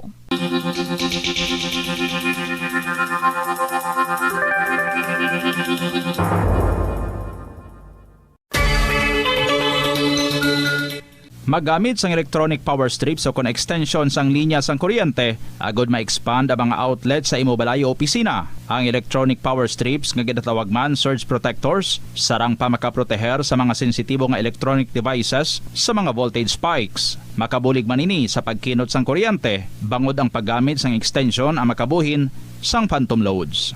Sigurohon man nga naka-off o naka-unplug ang extension kung wala na ini ginagamit. Hindi ako Kada 39 segundo, may isa ka tawo nga nagakabiktima bangod sa paggamit sang computer. 8 ka milyon sa kada tuig ang ginaatake sang hacker. Likawan ang mangin isa sa biktima, mangin mahinalungon sa mga ginapanghatag nga impormasyon, protektahan ang kaugalingon, paggamit sang internet pasangkaron. Paano ba lamang kalikaw sa aksidente sa dalan? Yari mga tips nga dapat tandaan sa tion nga nagamaneho. Una, likawan ang masaming nga pagsaylo sang linya. Ang swerving o kon pagsaylo sang lane sa isa ka delikado nga maneuver nga masabi ginatunaan sang bunggo anay. Kung himuon ini, siguraduhon nga may bastante ang oras kag espasyo. Ikaduha, i-check ang blind spots. I-check ang mirrors kung clear ang alagyan. Magbalikid o kung maglantaw sa nagaagi sa ibang nga anggulo, agod makasigurado nga maathag ang alagyan. Ang responsable nga driver ang masaming nga handa sa anuman nga aksidente. Kabahinas ang pagkaresponsable ang pagkuha sa nga insurance, agod masigurado nga may peace of mind sa dalan. Kung mahimo pa lang i-upgrade ang ginagamit mo nga bumbilya sa LED lights. Nagadamo na sa karon ang mga... Sa Bombo Radio Iloilo, Philippine Standard Time, 22 minutos na nakaligad sa takna siningilauna. Balik na diri sa pagpangalagad sa Bombo Anay sa udto sa DYFM Bombo Radio Iloilo. Standby sa kay Bombo Siren na Nases. Nagpagwa sang statement ang legal counsel ni alias Julia ining nag-akusar sa kay former punong barangay Jonas Villuselio nga naghampak sa iya sang silhig. Ang sabat sang kampo sang biktima nga way iya sang pamulitika kay ang pahayag ni barangay or punong barangay San Simon Ledesma Haro, Amadeo Sultan, nga pamulitika lang ining reklamo ni Julia. No, kay sa pulahan kuno nga grupo ining sa likod sang nasambitan sining pagreklamo sang nasambitan iya nga biktima. Tiluyang i-clarify sang legal counsel mismo nga why sang lamod sang pamulitika ang nasambitan sini karon nga complaint sang biktima. Bombo Siren sa follow-up report, please go ahead. Ginpanindugan sang legal counsel ni Julia nga wala sing anuman nga politikal nga interes o kon grupo nga nag-upod sa iya agon magpasaka sang kaso batok kay Jonas Villuselio, anay punong barangay sang barangay Simon Ledesma Haro, Iloilo City, kag subong isa ka chief of assistant ni Iloilo City Mayor Raisa Treñas sa Iloilo City Hall. Sa interview sang Bombo Radio kay Attorney Daniel Naciongayo Robles, iya personal nga desisyon ni Julia ang pagpasako Chief of sang Staff. kaso. Bombosay? Yes, Bombosay o Chief of Staff si Mr. Villuselio ni Mayor, Chief of Staff. Chief of Staff Yes, Jonas yes. Villuselio sang Iloilo City Government kag na-interview naton diri si Bombo Radyo, si Attorney Daniel Nacionayo Robles nga desisyon gid mismo ni Julia ang pagpasaka sang reklamo kag wala ini gid impluwensyahan o kon ginupdan sang bisan sin-o nga politika. Kag dugang pa diri ni Attorney Robles kung mahimo lang tani nga mas temprano pa nga nakuha ni Julia ang police blotter report kag mas temprano pa tani nga napasaka ang kaso. Ginpahayag man ni Attorney Robles nga may plano na kuntani si Julia nga magkadto sa barangay Simon Nedes Maharo, Iloilo City agod mag-file sang reklamo apang ginpili sini nga hulaton anay nga makumpleto ang tanan nga kinahanglanon nga dokumento antes magpadayon sa formal nga proseso. Sang Mayo 25 ato natandaan nga personal nga nakipagkita ining si Julia kay Attorney Robles kag didto niya ginbilin ang original copy sang police data report kag medical legal certificate. Kag dugang pa diri ni Attorney Robles iya ginlaygayan ining si Julia nga hindi anay pag ipakita ang police blotter report kag medical legal certificate sa barangay samtang wala pa ini formal nga na-file bilang reklamo agod masiguro nga nasunod nila ang husto nga pagproseso sang kaso. Kagdugang pa diri ni Attorney Robles nga taliwas sa statement kaging pagwa ni Barangay Captain Amadeo Sultan nga ginsakyan kuno sang pulahan nga grupo ang pagpasaka sang kaso kabato kay anay po ng Barangay Jonas Villosilio, ginadinay gid ini sang kampo ni Attorney Robles tungod ang duwa ka tawo nga ginanamin ni Captain Sultan nga nag-upod kay Julia sa pag-file sang kaso dito sa may Barangay Simon Nedes Maharo. Utod niya ini kag pakaisa ang nag-upod sa iya kag wala sang anuman nga representante o sinuman nga tawo o kon grupo nga may kaangtanan sa politika ang nagbulig sini kay Julia agod magpasaka sang kaso batok kay Villosilio. Kag ang natandaan naton nga ang insidente nga ini natabo sang Mayo 17 kag ang pagkaaga didto nagpangayo sang patawad ining grupo ni Julia pero suno sa panaysayon ni Attorney Robles wala natagaan sang tsansa ining si Julia nga magpabutyag sang iyang side tungod ang puro lang nagahambal dito ang side ni anay punong barangay Jonas Villosilio. Kag suno pa diri kay Attorney Robles nagahilibion ining si Julia sang oras nga nagtubangay ini sila tungod siya lang isa kontra niya ang mga barangay officials sa barangay tanod kag wala siya sang kahigayunan nga mag-explain or magpabutyag sang iya nga nabatyagan tungod nga wala siya ging tagaan sang authority nga maghambal kung ano man ang natabo sang Mayo 17 sang kaagahon. Kag base naman sa medical legal certificate nga ginpresenta ni Julia, iya ginpahayag ni Attorney Robles nga ginahanda nila ang pagpasaka sang kaso nga slight physical injuries batok kay Villosilio kag ang ini nga kaso may kaangtanan sa pagpanghampak niya sang silhig sa grupo ni Julia kag nagresulta gid sa mga pila ka lagob kag mga pila sa lawas sang mga pamatan-on kag ining pagpasaka sang kaso may suportado gid nga medical legal findings. Kag samtang ginapadayon ang kaso nakatakda naman ang ikaduwa nga hearing sa lupon sang barangay buwas Hunyo 12 agod i-areglohon ang kampo ni Julia kag ang kampo ni anay po ng barangay Jonas Villosilio pag ano pagid ang masunod nga matabo kung hindi mag-areglohanay ang duwa nga kampo nga ini.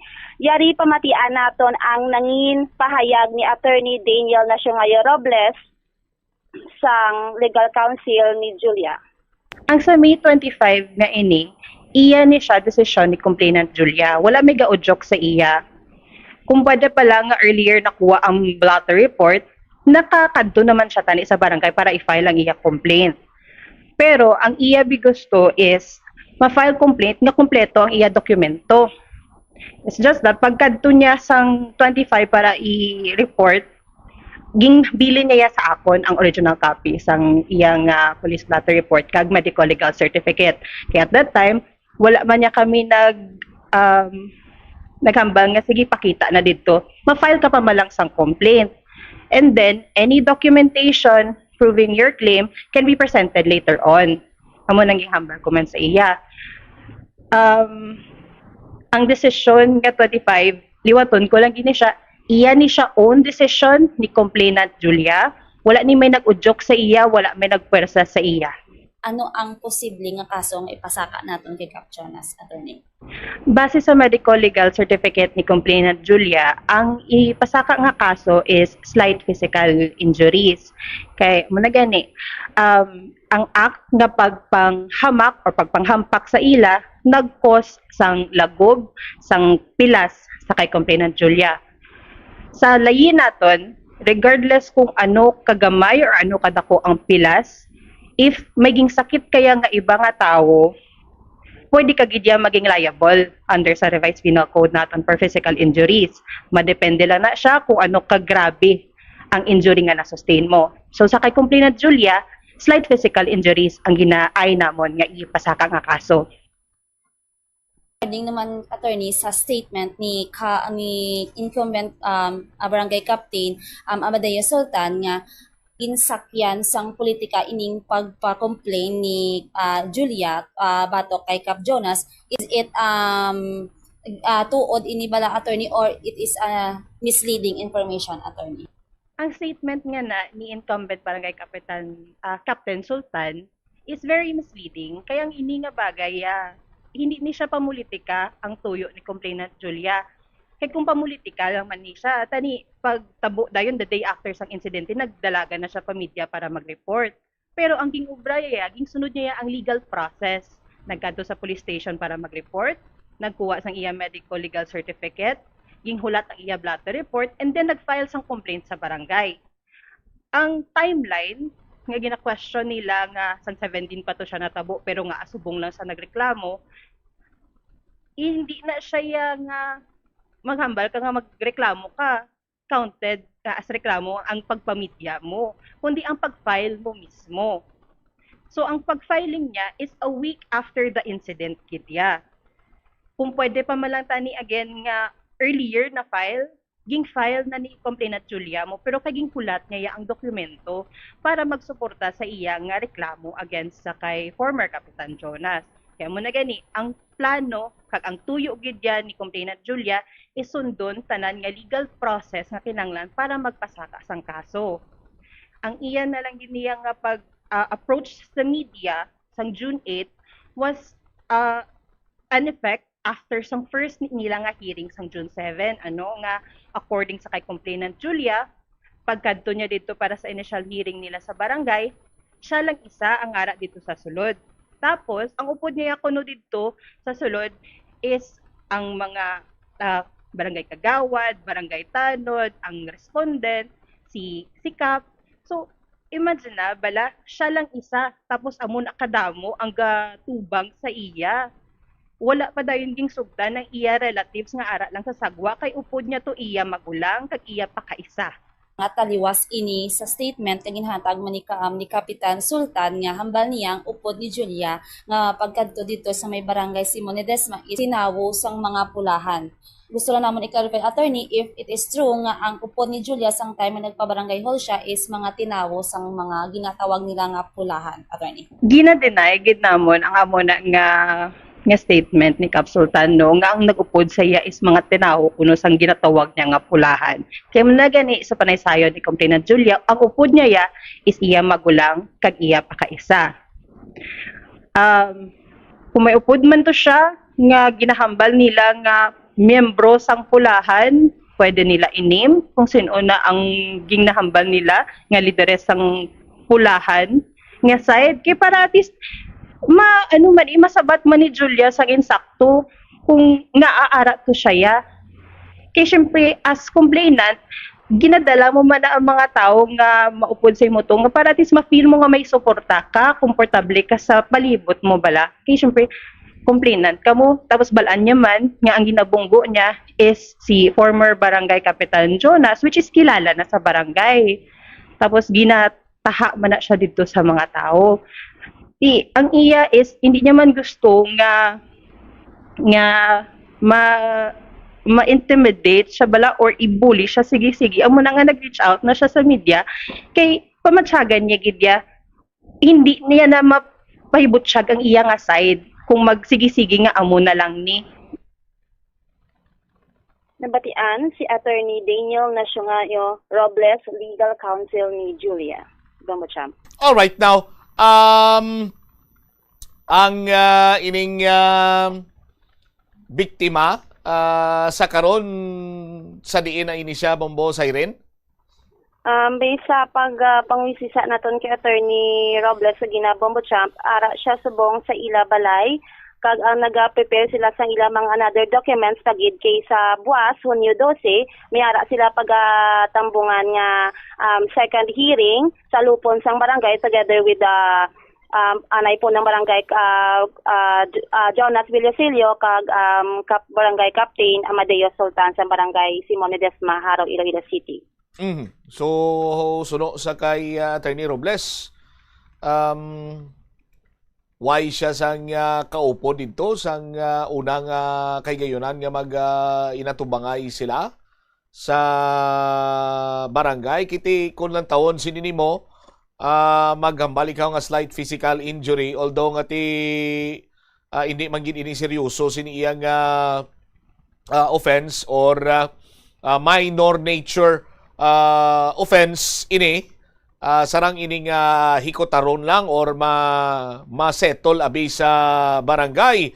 But hindi taman niya mapunggan ang kinamatarong sa isa ka tawo nga mag-file sang complaint kiti iya man iya diretso. Right ya ina iya nga mag-file sang kung ano man nga complaint ang iya sini nga tinutuyo i-file batok sa kay former punong barangay Jonas Villasilio.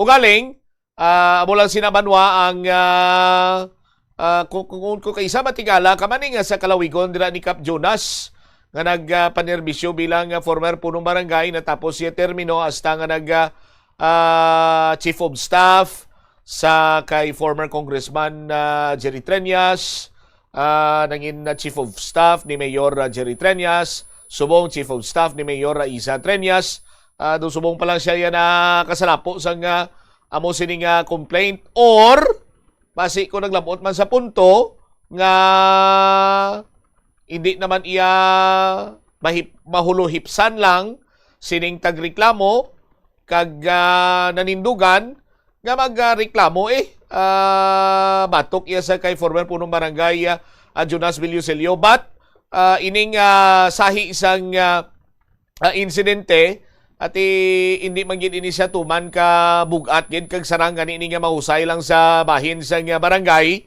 pero kung pamatian naton si Attorney Robles paano na mahusay kung inatubangay kamo dira sa barangay hall gina-expectar kung tani iya nga ang punong barangay mangin patas why sang bias pero kung suno kay Attorney Robles, sandig man sa payag ni Julia, way gid siya ginhatagan sa nagakigo nga kay gayunan nga makapabutsyag man sang iya sining bahin, ti do sa iya sining pamatyagan nga dogin pulihan siya. Bumbosay rin, amuning plastada. Yes, Bombo Champ, no, kagabase man sa panaysayon dito ni Attorney Robles nga ginpabutsag sa iya Julia nga kontani nga in behalf sa iya tani nga ang iya nga pakaisa kag utod amo tani ito ang maupod siya sa sulod nga while nagakapal siyang complaint sa barangay pero wala inigi pasulod ni Kapitan Sultan kitungod nga hambal niya tinawo kuno sa mga pulahan kag base nga ang ining si Julia na kulbaan kag ma-intimidate siya dito sa sulod tungod na palibutan siya sa mga barangay officials, barangay tanod, kung mga respondents sa barangay Bombo Champ. All right.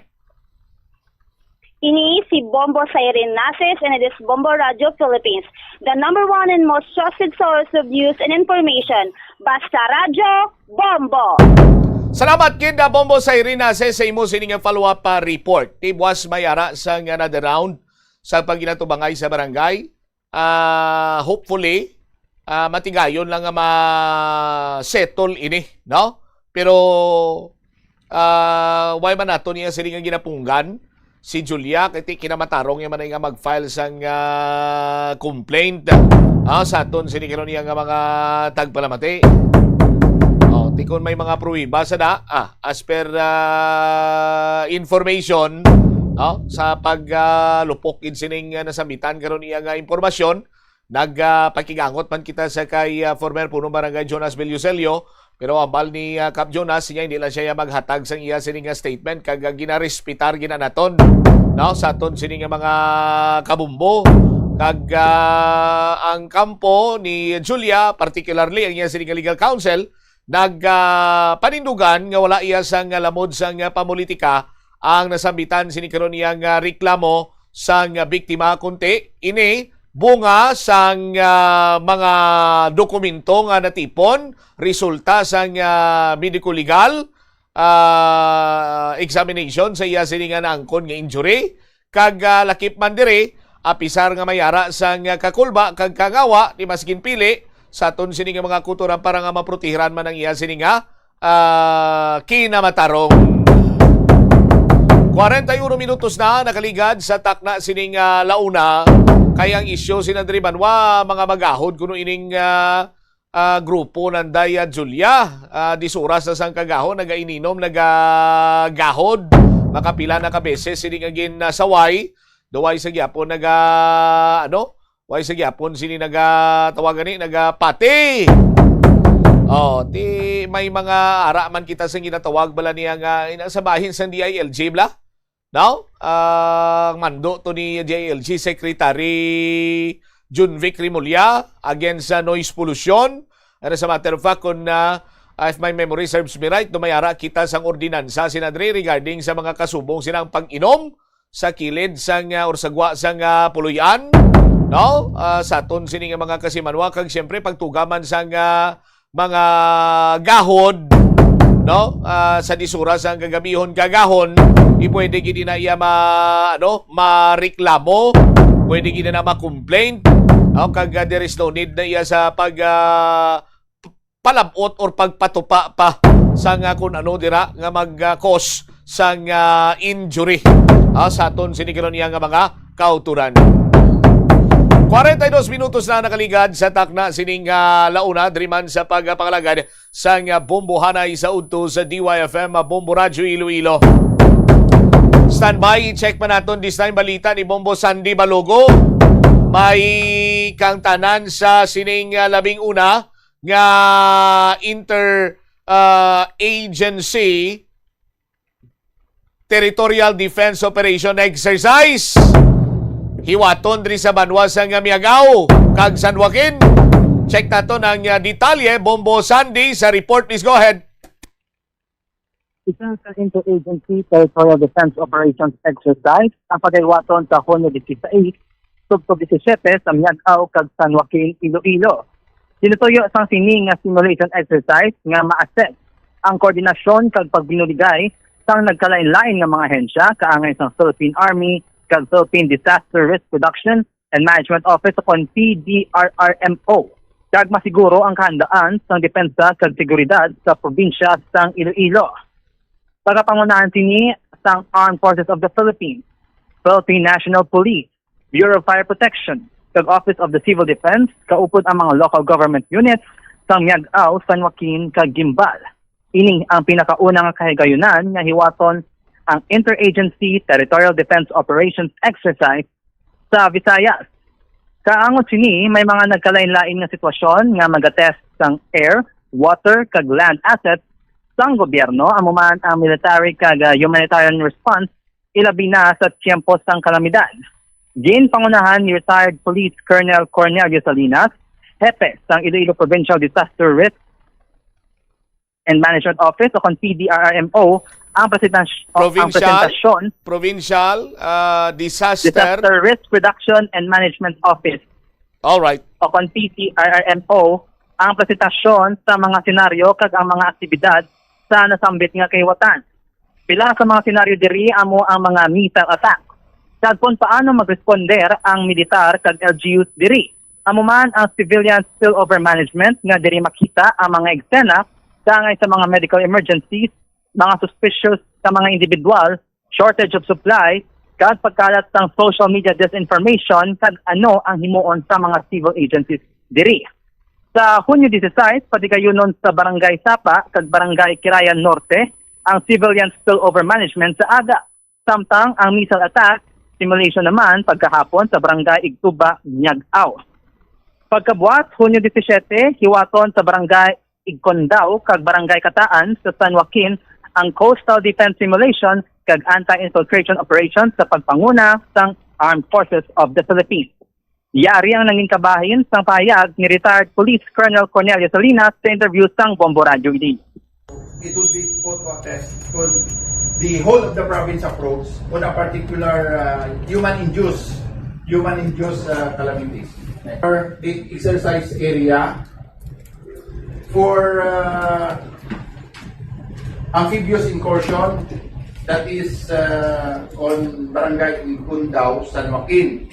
Kaya Barangay Igkondao, may pulok manda may sleeper cells nga terrorist. So who will do the actions against the terrorists? It is the Provincial Mobile Force Company of the Iloilo Police Provincial Office and the SWAT. So mag-aristo man sila dito. Aside from the fact nga may amphibious incursion.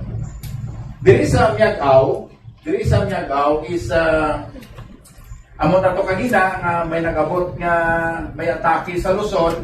So may spillover sa Barangay Sapa, Miag-Aw. So ano maging aksyon sa social welfare, ano maging aksyon sa municipal health office to include also the armed forces. Kaya diri sa may missile attack response sa Barangay Kinarayan Norte, ang target diri is the 61st Infantry Battalion Headquarters. Pero lumapaw ang missile, tumupa sa Barangay Kirayan Takas. Anong himuon? Okay, anong himuon dito? Anong operational protocol ni Municipal Health Office? Anong operational protocol ni Social Welfare? No? And basi may sunog dito, how will the Bureau of Fire Protection react? Because there is an impact site sa missile. Okay? So, these are the scenario on June 16 and 17. Nabatian si retired Police Colonel Cornelio Salinas, hepe ng Iloilo Provincial Disaster Risk Reduction and Management Office. Ginabanta sa masobra 1,000 katawo ang manging kabahin sang simulation exercise. Pagabondohan sa mga ahensya ang programa pinaagi sang sharing of resources kaangay sa mga pagagamiton ng equipment. Sunod naman kay Colonel Leroy Da Anton, Deputy Brigadier Commander ng 301st Infantry Brigade, iga paidalom sa post-evaluation ang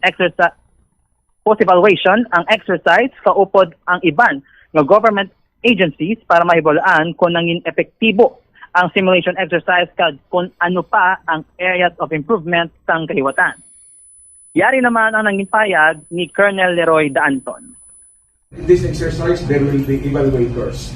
And na-mention ni Sir Serna, there will be after action review, and then there will be an improvement plan. No, because the bottom line is this exercise is how to improve our system, how to improve our capability and organization. And to answer sa pamangkot mo is, yes, there will be recommendations later kung paano i-improve ang ating performance. Siguro, I'm sure isa sa mga recommendations there is ipadayon lang ang exercise. No? Mayo kung regular na kinakandak ng exercise. And this will be a start ni siguro. No? This is not a one and only exercise. Damo pa mas magandang pwede. Nabatian si Colonel Leroy Da Anton, Deputy Brigadier Commander ng 301st Infantry Brigade.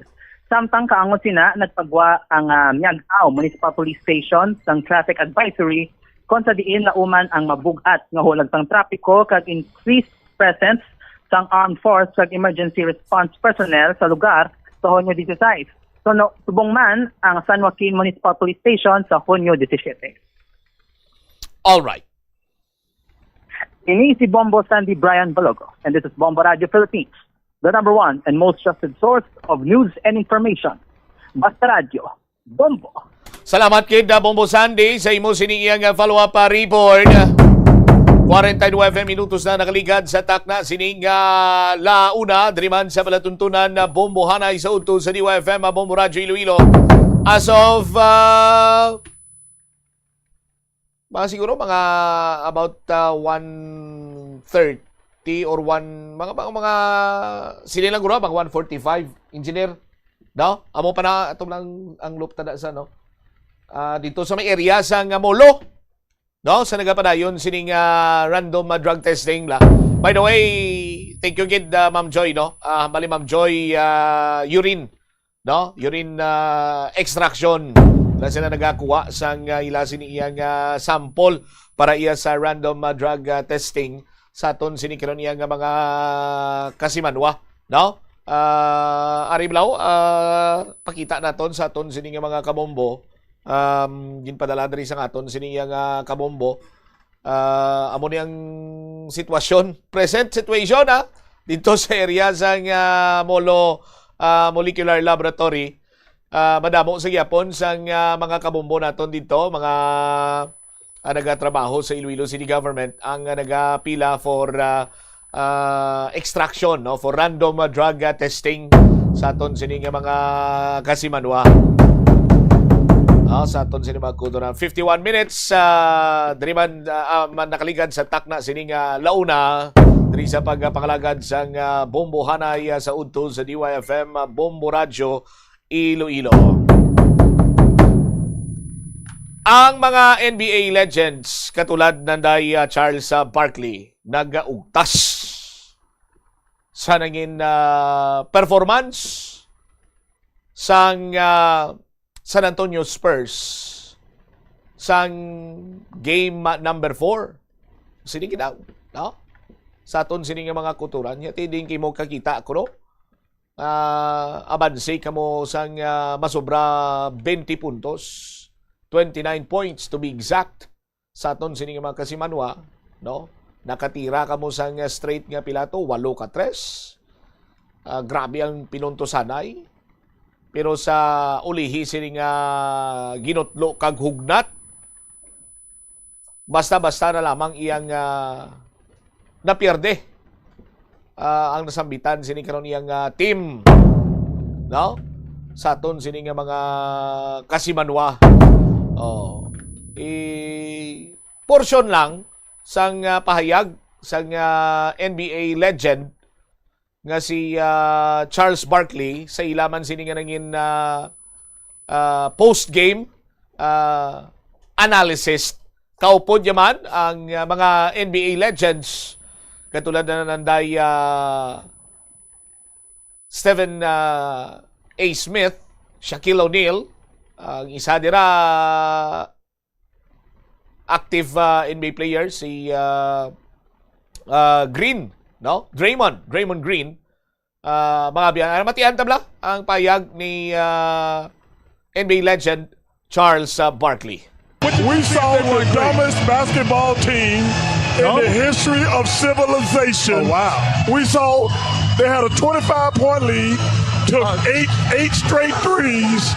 Like, they thought to get, like, that was some of the most mismanaged, stupid basketball. Hey, when you blow stupid basketball team, no? Most stupid basketball team in the civilization ko, no? Grabe nga patal-patal nga istorya ni Charles Barkley sa aton sini nga mga kabumbo sa natabo sa sini nga game number 4 sang chimpo sang press conference sa kay sa San Antonio Spurs.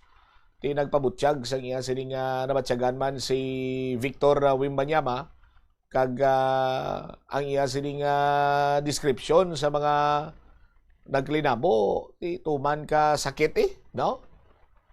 Kung ang kilala ko pa engineer, sakit pa kuno sa bulaganay isang magnubya mo. Ang natabo. Ari malaw si Victor Wembanyama. Emotions in the locker room afterwards and just what was going through your mind as you walked off the floor? I don't know about the emotions, but it was painful, of course. It feels like we worked too hard and give up our leads. Just as simple as that. It just hurts. Oh, it was painful kuno do mo maning kasak. Do mamo gini kasakit nga ginabatyagan sang mga fans bala sang San Antonio Spurs dira sa may balkon Marabilyao. Oh, do mo maning kasakit kuno batyagan sinila Caprico da siyang Cordel kag Snonoy kag Pipoy. Wow, sus Maria kag Gusip po ti nagalantaw sila gina sa live updates kag sa nagapamati sila sa radyo to. Sus Maria kag Gusip mga sakit man makon mo. Dako-dako ang abanse.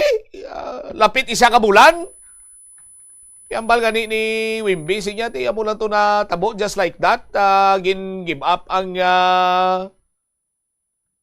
dako sini nga abansi kag natigayon nga mapirdi pa. Sa aton sini nga mga kasimanwa.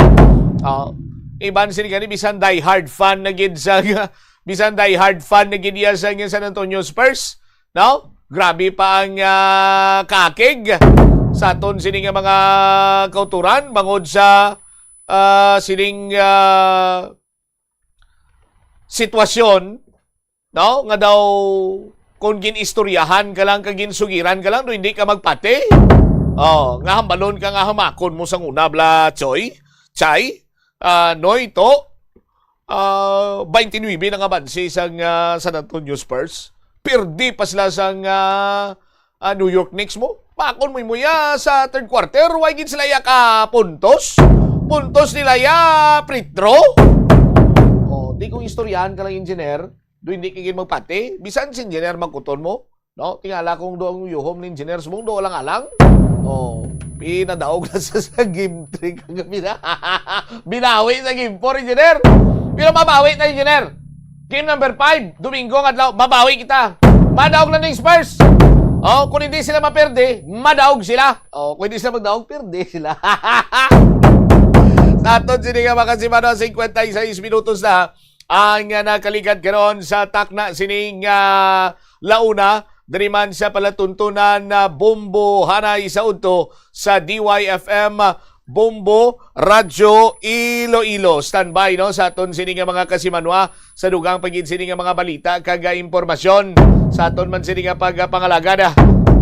Ang grabe pagdayaw karon sini Banwa, no? Amo iya si OG Anunubi ang tanan sini iyang pagdayaw pagpasalamat, no? Ara sa kay OG Anunubi kasunod Banwa sang iya sini iyang tip in sa nagmiss nga tira ni Jalen Bronson sa dying seconds sang fourth quarter dito kagang ining unexpected, unguarded, kag duay gid ya maka-antisipar nga madalagan sa gulpi. No? Ining si OG Anunubi siguro kasuguan man sa nga iya sini nga pagkabitirano nga posible hindi magsulod ang tira ni Jalen Bronson. So kung makuha iya malang ang offensive rebound or maka-follow up siya, matip-in niya, bangod niya ti segundo sa lang nabilin sa time, may posibilidad nga ini silang magdaog pa. Kaya mo gina, no? Sa last play sa New York Knicks, si OG Anunubi abi ang nag-inbound sang bola. Pag-inbound sang bola, ginpasa sa kay Jalen Bronson, dito kag nagtira si Jalen Bronson. Granting ati ang isa man sa mga bansag sa kay Bronson, si Captain Clutch. No? Kag sa NBA, kung sino dira iya ang mambal nato na big go-to guy or scorer, sa ila na ginahatag ang last shot, no? Sa mga hampang. So, the go-to guy was Jalen Bronson. Ugaling kay medyo baskog ang tira ni Bronson, bangod man nga may defender nga samok man sa iya sini nga tira, way man saging gaan sa mayo nga espasyo, na-miss niya ini Banwa. So happen nga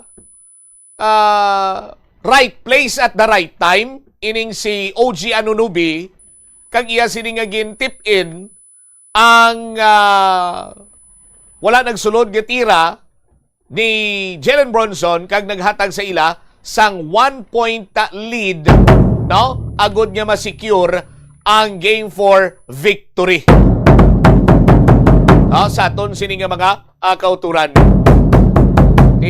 Amo na ko nang ginatawag bala sini nga para sa inyo, para gina sa inyo ihatagid. So Game 4 para gid man sa New York Knicks kay against all odds, sa aton sini nga mga kabombo, no, na-overcome sini nila kag na-force nila ang kadalagan batok iya sa San Antonio Spurs kag magapadulong balik sa Frost Bank Center, San Antonio, Texas, sa home court sa San Antonio Spurs ang New York Knicks nga mayara sa high moral kag high confidence level. Bangod man sa ila sini iyang nangin performance sa game number 4. Ang iba naton nga mga balita kag impormasyon itugyan naton sa iban Sinimanusem Public Affairs Program sang Bombo Radio Iloilo. Inimolagan nino ang Korman, Bombot siya, Mablanco, Vergabilin sa imo sa manayanayang hapon. May God bless us all. Standby na kamo sa kapo lamang program kaupod sa kay Tita Regine. This is Bombo Radio Philippines, the number 1 and most trusted source of news and information. Basta Radio Bombo! Plus Wala di Iloilo, Billboard of Activities for June 7 to 13, 2026. Rock songs and more ang nagahulat sa inyo. Kaupod ang Binhi Band sa concert at the Plaza. Blasting of alas 6 sa gabi sa Hunyo 13, Sabado. Sa tion sa musical show, napulo ka mga matahom nga Plus Wala di Iloilo mags kag madamo pa nga iban ang igaparafol sa masuki sang Plus Wala di Iloilo. Sa Hunyo 14, Domingo, ginaagdang tanan nga mangin kabahin sa Eucharistic Celebration nga pagkahiwaton sa El Puente or The Bridge sa mga adlaw alas 11 sang aga. Sa tion sang Holy Mass, pangayo naton sa Ginoo nga hatagan niya kita sang kabakod nga malampuwasan ang internal kag external problems sa aton nga pungsod. Plus Wala di Iloilo, we remain to be one with you in the common hope for a better community and a progressive country in 2026. Hindi pagpunoon ang refrigerator. Kung sobra ang unod sang fridge, mabudlayan ini nga mapabilin ang tugnaw, nagahinay ang airflow kag mas madamo nga kuryente ang kinahanglan. Ipabilin nga matawhay ang unod kag painon ang mainit nga pagkaon antes ibutang sa fridge.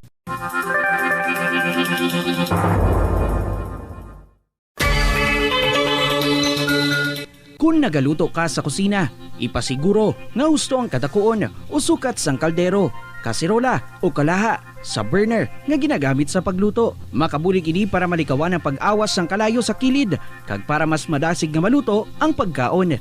Sa sili nga pamaagi, makakinot ka sa konsumo sa gatong kag makapamagan manini sa mga galastuson.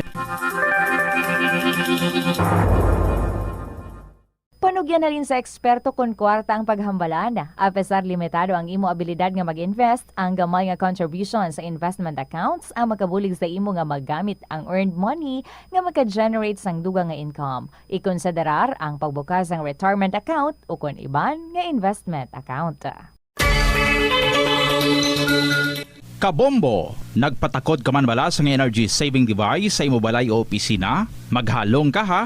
Kay basi na budol ka. Sunod sa Department of Energy, wala pa sang energy saving device nga nakapasar sa energy label. Bot silingon, kung ina nga device wala sang DOE certification, wala ina nagagana. Magluwas nga hindi epektibo, mahimo pa ina makaguba sa imo nga mga appliances o kung makapataas pa gani sang imo balayran sa kuryente. Gani para makakinot sang matuod sang kuryente, gabuton sa saksakan ang appliances nga wala ginagamit. Masami nga tinluan ang aircon filter o kung magamit sang inverter appliances. Tanan kita mayara sang bulig agud pakibatuan ang climate change. Magamit sang bag nga pwede magamit sang liwat-liwat agud mabuhinan ang plastic bag nga ginahaboy. Bangod dinhi nagatugas ang greenhouse gases. Ikaduha, hindi masumi magamit sang computer. Kung 4 ka oras lamang sa isa ka adlaw ang imo nga paggamit sang computer, makabuhing ka na sang carbon dioxide emission nga 83%. Ikatatlo, kung malapit man lang imo nga kaladuan, mas maayo nga maglakat o kung magsakay na lang sa bike. Magluwas sa makakinot ka na, mabuhinan pang polusyon nga nagatugas ang climate change. Yari ang isa ka praktikal nga pamaagi agon makakinot sa paggamit sang tubig. Pag-usar liwat sang tubig. Kolektahon ng tubig nga gingamit sa pagpanglaba o kung ng tubig nga nagatulo gikan sa aircon. Pwede mo ina magamit sa pagpanglimpyo sa salog, pagflash o kung pagbunyag sang tanom. Ang tubig nga abi mo wala na pulos, pwede pa yagali nga makabulig sa imong palibot.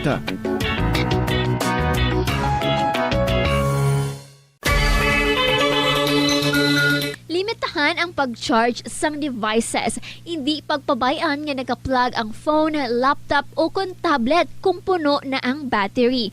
Patyon o kung unplug gilayon kung tapos na. Makakinot ini bisan gamay lang per device. Ilabi na kung madamo ang empleyado sa opisina. Yari ang mga simple nga paagi agon makakinot sang tubig. Kaayuha ang mga taga sa tubo o kon hose. Hindi tanan nga taga sa mahapos kagilayon nga makita tungod ang mga tubo o kon hose ang nakalubong sa duta o kon semento nga bahin sang balay. Kung magsigi ang mga tagas nga ini, mahimo nga magalabot sa 10,000 ka litro sang tubig ang mausik sa isa ka tuig. Maggamit sang leak detection tool o kung magkonsulta sa mga eksperto kung may pagpangduwa-duwa nga may tagas sa mga tubo sang tubig agod ini gilayon nga makaayo. Sa eskwelahan, ang pag-practice ang good manners and right conduct ang makabulig sa paghimo sang positive, respectful environment para sa pagtuon. Nagapakita ini sang pagtahod hindi lang sa mga manunudlo kundi mangin sa imo mga classmate kag sa school community. Mag-abot sa eskwelahan on time. Ang pag-abot sang late sa klase kag sa aktibidad ang nagapakita sang kakulang sang respeto sa oras sang iban. Magpamati sa imo maestra o kun maestro samtang nagadiscuss sang lesson kag sundon sang maayo kun may yara sang instructions. Tawgon nga ma'am o kun sir ang imo teacher o kun staff. Kung may pamangkot, ibayaw ang kamot, agud mahatagan ikaw sang kahigayunan nga makasabat. Maggamit sang please, thank you kag excuse me kung nagaistorya sa imo classmate o kung sino man ang imo ginaatubang. Likawan ang pagpanunlog, pagbuli o kung pagpanginsulto. Mangin maayo kag may respeto sa isig kapareho. Mangin matinlo sa classroom kag school grounds. Ibutang sa basurahan ang basura kag indi pag-ihaboy sa bisan diin lang, ilabi na sa sulod sang classroom. Respetohon ang propiedad sang eskwelahan. Halungan ang mga libro kag supplies kag likawan ang mangguba sang pagabutang nga wala mo ginapanag-iyahan. Mangin focus sa pagtuon kag likawan ang pag-istoryahan na isang classmate samtang nagadiscuss ang imo maestra o kun maestro sang inyo nga lesson. Likawan ang cheating. Masami nga kompletohon ang assignments kag test nga wala nagapangopya sa hinimuan sang iban. The world is set para sa isang makasaysayang yugto sa football mula sa host nations, United States, Canada at Mexico. Ihahatid namin sa inyo ang bawat goal, bawat sandali at bawat tagumpay. Manatiling nakatutok para sa mga balita at updates ng FIFA World Cup 2026. FIFA World Cup 2026. Dito lamang sa Bombo Radio Philippines. Let's go!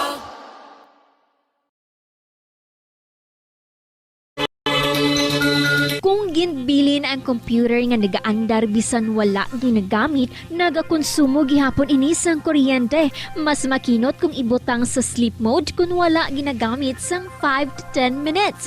O kung i-shutdown ini kung mag-break ikaw sang mas sobra sa 15 minutes. Ang monitor pwede man nga patyon pagkatapos sang 3 to 5 minutes nga wala ginagamit.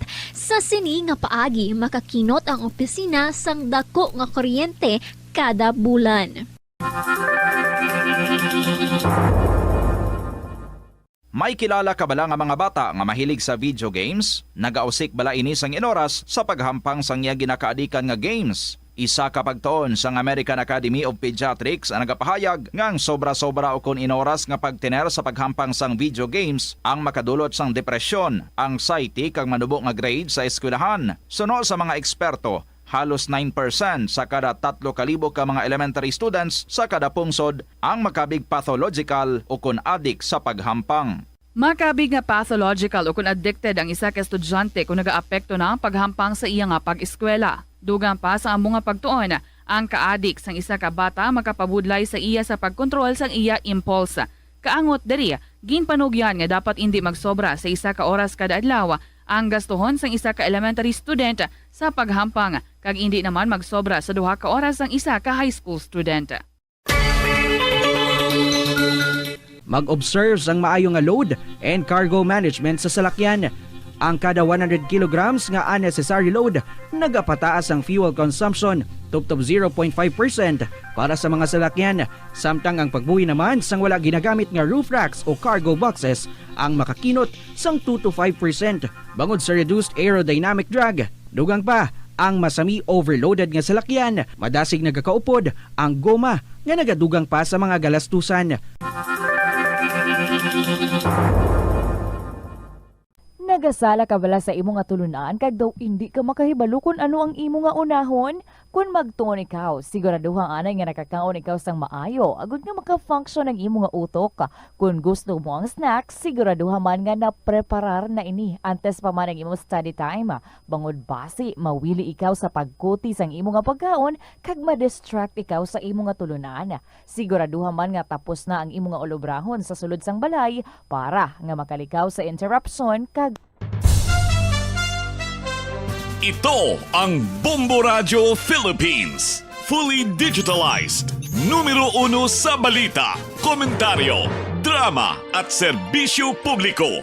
Bombo Radio Philippines. Bombo Radio Philippines. Unmatched. Number 1 and most trusted source of news and information. Basta Radio Bombo! Good afternoon, kids. Sa inyo tanan mga kabombo. We're back. This is Tita Regine. Balik man kita diri sa kahapon lamang program. Kumusta ka mo dira? Sa mga ara sa ilang mga eskwelahan, sa ara naman sa ilang mga ginatrabahuan, or maybe ara lang gid ka mo sa inyong mga panimalay or basti nagapamalay-balay ka mo. Kaya nag-tune in ka mo sa sininga hapon. Well, good afternoon gid sa inyo. Uy, basi kumigin padala ka diri nga story. Who knows, today basi natin nga mabasa ang istorya nga inal. Sa mga wala pa nakaagi shares ng ilang mga istorya, ginaimbitar ko gid ka mo. Magpadala man ka mo sa inyong mga kasaysayan diri sa kahapon lamang program. Who knows, basi ka mo ang mapilian nga tagdaog. May 1,000 ka pesos kita nga premyo nga ginahatag sa ating nga winner. And of course, that interview nga ating nga ginahimo every Saturday. And speaking sa interview, Nanay Flor, ready ka na? Kadto ka na diri ha sa Sabado before 2 p.m. Dala ka sang imo nga ginpa-Xerox nga ID, 2 ka copies kay ma-interview ako sa imo.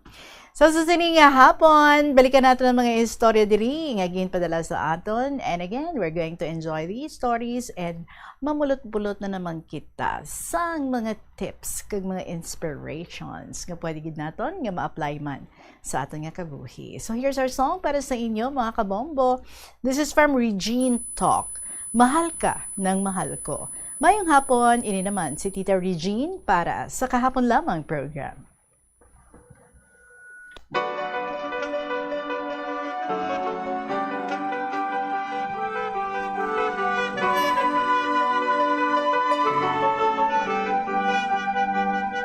Sinta, kumusta ka na? Matagal na rin tayong tinagkikita. Sinta, Sinta, ba't ka nawala? Nawala bigla na parang ula. Balang araw tayo makikita muli, tatandaan ng bawat sandali. Alaala'y hirap limutin, mga salitang binitawan mo sa'kin sa iyong bagong minamahal. Huwag sanang kalimutang ipaalala sa kanya na mahal mo siya, na di ka mawawala. Huwag sanang mapalitan ng luha, saya, swerte mo. Ang swerte mo, mahal ka ng mahal ko.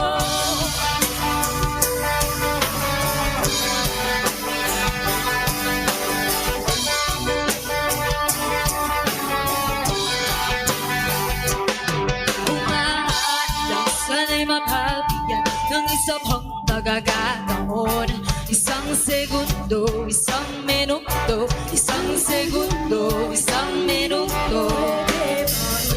Tingin ang panahon na di balik ang ating kahapon. Alaala'y hirap limutin, mga salitang binitawan mo sa'kin, sa'yo bagong minamahal. Huwag sanang kalimutang ipaalala sa kanya na mahal mo siya, na di ka mawawala. Huwag sanang mapalitan ng luha, saya, swerte mo. Ang swerte mo, mahal ka ng mahal ko.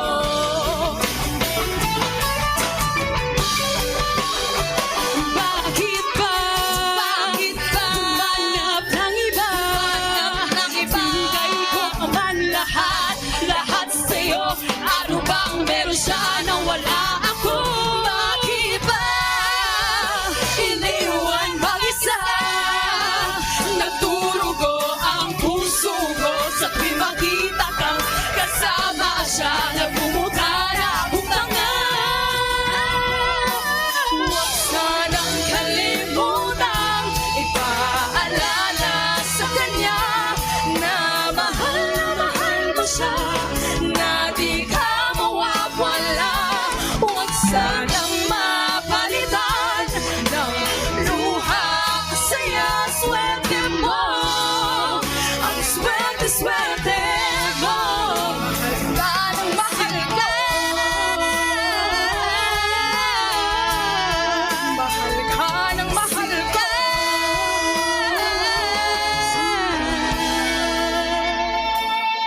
Sa'yo bagong minamahal.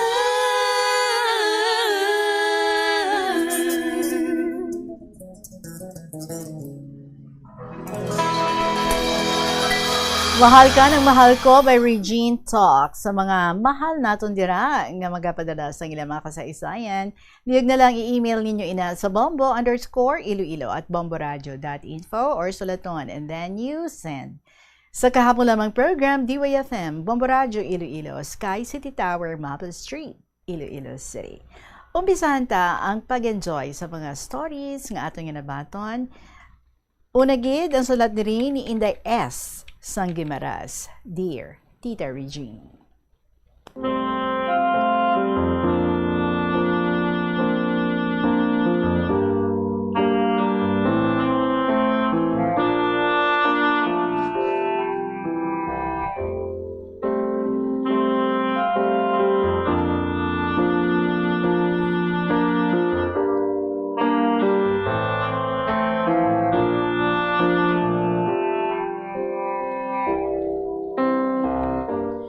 Mayong hapon sa imo Tita Regine, kasatanan niya katapos ang Bombo Radyo, kasatanan niya nagpamati sa imo programa kahapon lamang. Suguran ko tita ako niya istorya sang wala pa ako matawo sa kalibutan. Ginistorya ini ni mama sang dalag ko na kami. Balan mo tita, ang hambal sa mga tawo sa among nga baryo, duha kuno ang asawa ni tatay nga ginapuyo sa among nga balay. Wow. So, ari tita, ang istorya. Sa nag-eskwela na ako, ginasunlog ako sa akong mga classmates, nga duha ang asawa ni tatay. Sa 7 kami nga magulutod, ako ang ika-4. 3 ang akong mga magulang nga lalaki.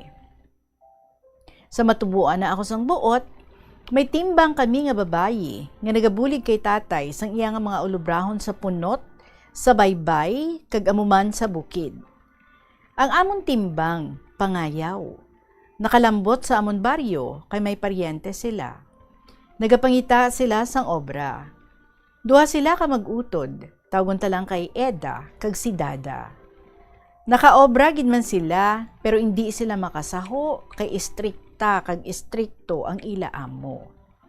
Si Dada, no read no write. Siya permi ang ginasugo sa pagbakal sang isda sa punot ni tatay. Hambal niya kay tatay, na kung may sayluhan lang sila, mahalin sila sa iban, bisan wala lang sweldo, basta nga makakaon lang sila. Hindi na sila magbalik sa ila lugar kay kalayo. Kag pigado sila didto. Kag tama kalayo kay binukid ang ilang nga lugar. Ginistorya ni tatay si mama nga kuhaon sila para nga may mabantay sa akong duha ka magulang. Ang una, 3 ka tuig, kag ang ikaduha, 2 ka tuig, kag ang ikatatlo, 5 pa lang ka bulan. Sa laktod, tita nagsaylo sila, pero sang ulihi, nagpauli iya si Eda, kag si Dada na lang ang nabilin. Mabuot kag mapisan si Dada, siya ang nagabantay sa akong duha ka magulang. Palangga siya ni mama. Ginabaklan siya ni mama sa mga gamit. Kay ti, dalaga siya, kagun kaisa, ginahatagan man siya ni tatay sang kwarta. Sa laktod tita, nagdugay na si Dada sa amon, kay nawili na siya magbantay sa duha ko ka magulang. Dason, ginbata naman ako ni mama. Ari ang istorya. Isa kasi mana ako nga natawo. Isa kagabi, wala makapauli si tatay kag si Dada nga nagaobra sa punot ni tatay.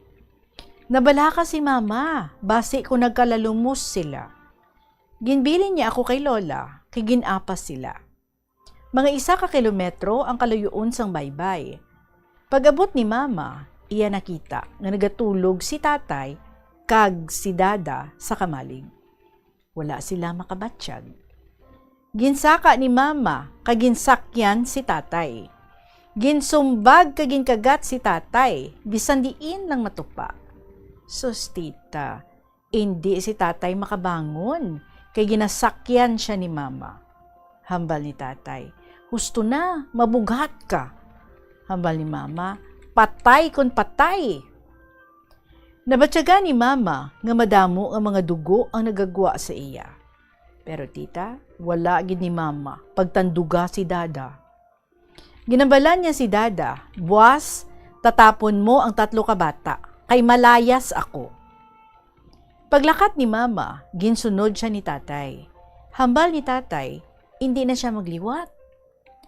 Sa laktod tita, gindala ako ni mama, tabok dira sa Iloilo, sa balay sang iya nga utod. Ginbutan niya ako, kag naghimos sang ilang nga palanyagahon. Wala siya kahibalo, nga ginsunod siya ni tatay. Igo nga balikon niya ako, ginakongkong na ako ni mama. Hambal ni tatay, pauli na kita. Ti, ano pa ang may himo ni mama? Sa laktod tita, mga 5 ka bulan na nakaligad, nadiparahan ni mama, nga doon nagtambok si Dada. Naglisensya siya kay mama, nga mabakasyon siya anay sa ila. Kinpamangkot siya ni mama, kung saan siya mabalik. Naghibi siya tita, kag naghambal, kung makabata na siya. Naabot ni mama, nga si tatay, ang tag-iya sang iya ginabusong. Kay ti, wala man sang may nagapangaluyag kay Dada. Daw malupok kuno ang dughan ni mama sa kaakig kay tatay. Pag-abot ni tatay, nakibot siya, kay ginguramos siya ni mama, kay gintayaan sang sundang. Hambal ni mama kay tatay, daw patsyon ko gid ikaw. Ano ang ginbuhat mo kay Dada, nga naghabok ang iya nga tiyan? Sa laktod tita, wala ni mama pagpaulia si Dada, kay naluoy siya. Bala mo tita, palangga ni mama si Dada, kay daw utod gid ang iya nga pagkabig kay Dada. Sa pagpadayon, lalaki ang bata ni Dada. Kung kaisa, kung akigan siya ni tatay, dayon niya himos ang ilang nga gamit. Hambal niya sa iya bata, Toto, mapauli kita. Sus tita, hindi siya makahalin, kay ginahawiran namon sang 3 ko kamanghod, kag nagahibi kami. Kay ginabalan kami ni mama, nga pungga namon si Dada. Sa pagpadayon, nagmasakit si mama, amuman si tatay. Sang naglala na si mama, ginambalan niya kami, nga kung wala na siya, hindi ginamon pag-ibulag si Dada, kay si tatay nagamasakit man. Mga 4 ka bulan nga wala na si mama, nagsunod man si tatay. Sa laktod tita, nagasaylo-saylo lang sa amon nga magulutod, kay tanan kami may mga pangabuhi na. Ining si Dada. So hasta na lang diri tita, kay kalawig na ako niya istorya. Pasensya lang ako sa akon nga agi kay gabi ko inigin sulat. Nalipat gali ako tita Regine, manug 80 na ako. So madamo yun nga salamat sa pagbasa mo sa malawig kong istorya. 43 years nga wala na si Dada. So God bless you always. Ang matinahuron, Inday S. Sanggimaras.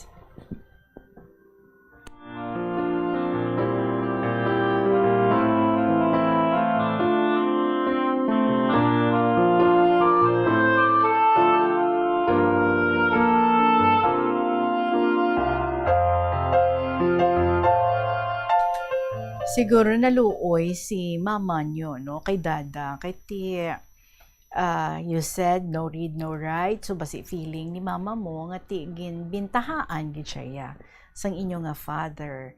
And at the same time, na-attach naman siya kay Dada, kay si Dada amo ang iyang ginatugyanan sa pagbulig sa iya, sa pag-atipan sa inyo nga iyang nga mga kabataan.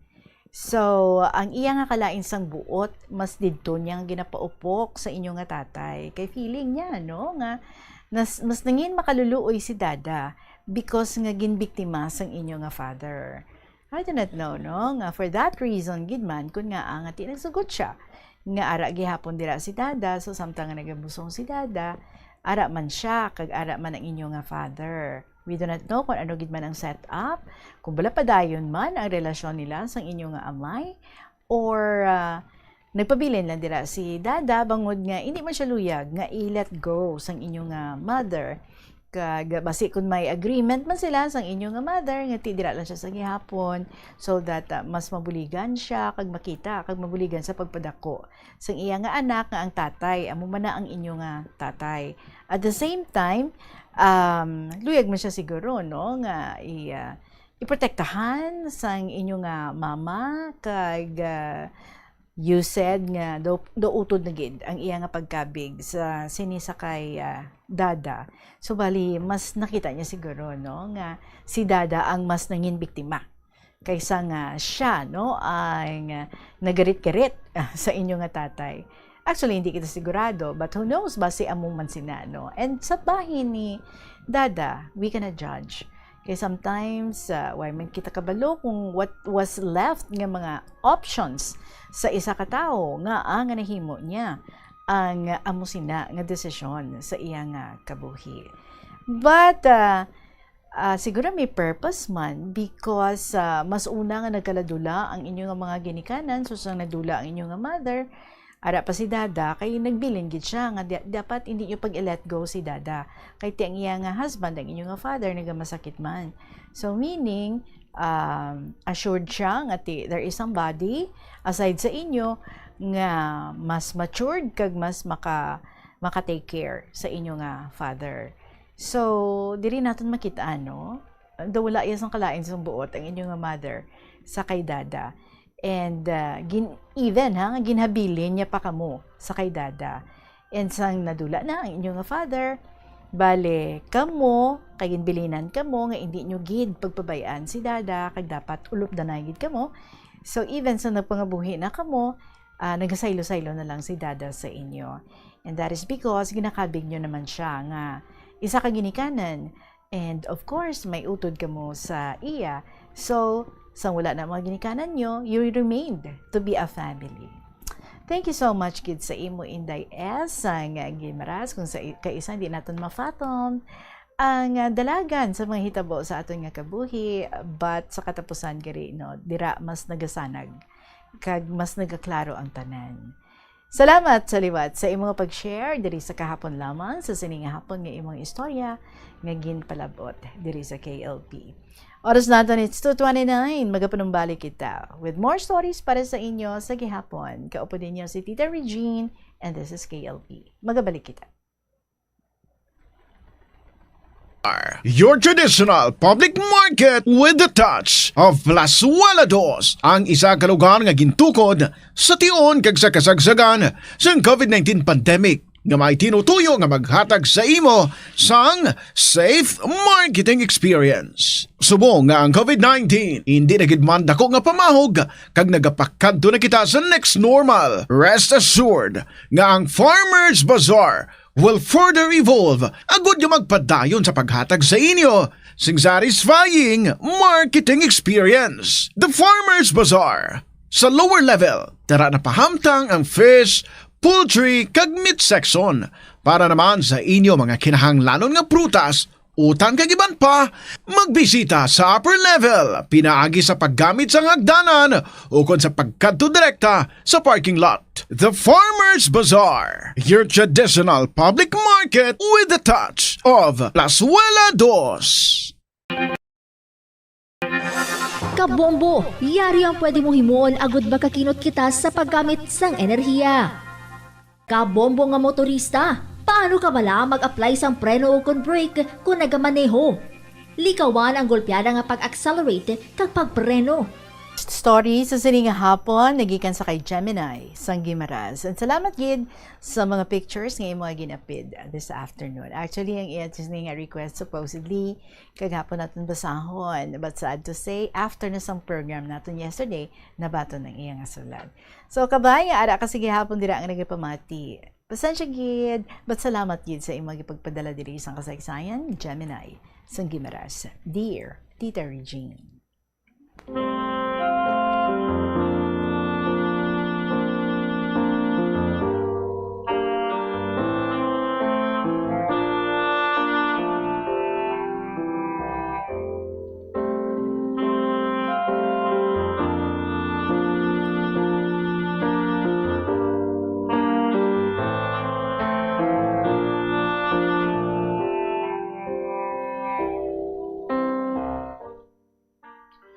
First of all, I want to greet you and all the listeners. Maayong hapon sa tanan.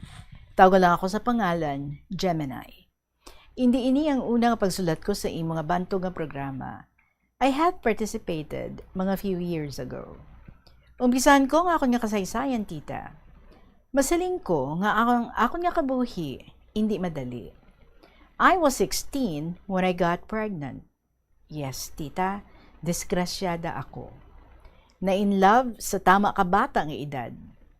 So nagbusong ako, tita, I was in high school. That time, isa ako ka-working student. Ginapa-eskwela ako, kabaylo sang ako nga pagtrabaho sa ila nga wala sang sweldo. 9 years old lang ako, tita, so nag-estar ako sa tawo. That time, si mama, ara man sa balay, sang nag-pa-eskwela sa akon. Kay nagabantay, kay nag-aatipan siya, sang bedridden nga tigulang. Pasalamat ako, tita, sa naging amo ni mama, kay ginkuha nila ako para paeskwelahon. Sa nguli, tita, naghalin man si mama, agud at ipanon ng akon amay, nga sadto, nagamasakit. Ako nabilin sa amo ni mama. Nangin maayo sila, kagdamo gid ako natun-an sa pag-estar sa iban nga tawo. Sa nagdinalaga na ako, tita, every morning, ako na permiga paninda. Maluto sudan para sa mga upod ko sa balay, kay tatlo kami nga timbang kag isa ka tigulang. Ang iya mga kabataan, ang iban ara sa Canada. May isa siya kabata nga amo ang gakadto every Saturday and Sunday, hatag allowance and expenses sa whole week. Madigamo ko na palamahawon antes magkadto sa eskwelahan. Sa nagbusong ko, tita, that time, nagpuli man ang kabataan ni Lola halin sa Canada. Tita Regine, grabe ang stress ko. Sa nabalaan ko, ngagabusong gali ako. Hindi ko kabalo kung ano ang himuon. Pero una, gintago ko pa, tita, sa kahadlok ko. Isa ka bata ni Lola, nag-istorya sa akon. Hambal niya, Gemini, kung makatapos ka gani sa imo high school, ma-nursing ikaw para sa pila ka adlaw, sa Canada ka man maobra. Baw, tita. Daw mahibi ako sang ako nabatian. Nalipay nga daw mawawaw. Sa pensar ko, Diyos ko, dako ini nga oportunidad kong matabo para sa akon. Makabuligid ko sa akon ginikanan. Si mama gali, tita, sa nabalaan niya, husto lang siya maghibi. Kag I still remember ang ginsiling ni mama. Ara na ina, padayo na ina, kag magpisngo. I committed a very big sin, tita. Sa sobra ko kapamensar, I tried nga ihulog ang akong nga ginadala. But maybe, God already planned everything. Kaluyan, wala mahulog ang akong ginadala. Fast forward, tita. Nagduha ang akong kabataan. Ang akong partner nga tawgon tala nga si T, wala man katapos eskwela. Wala permanente nga obra. Mayo makapamanday, mayo man makapangkarga, kay gakargador siya, tita.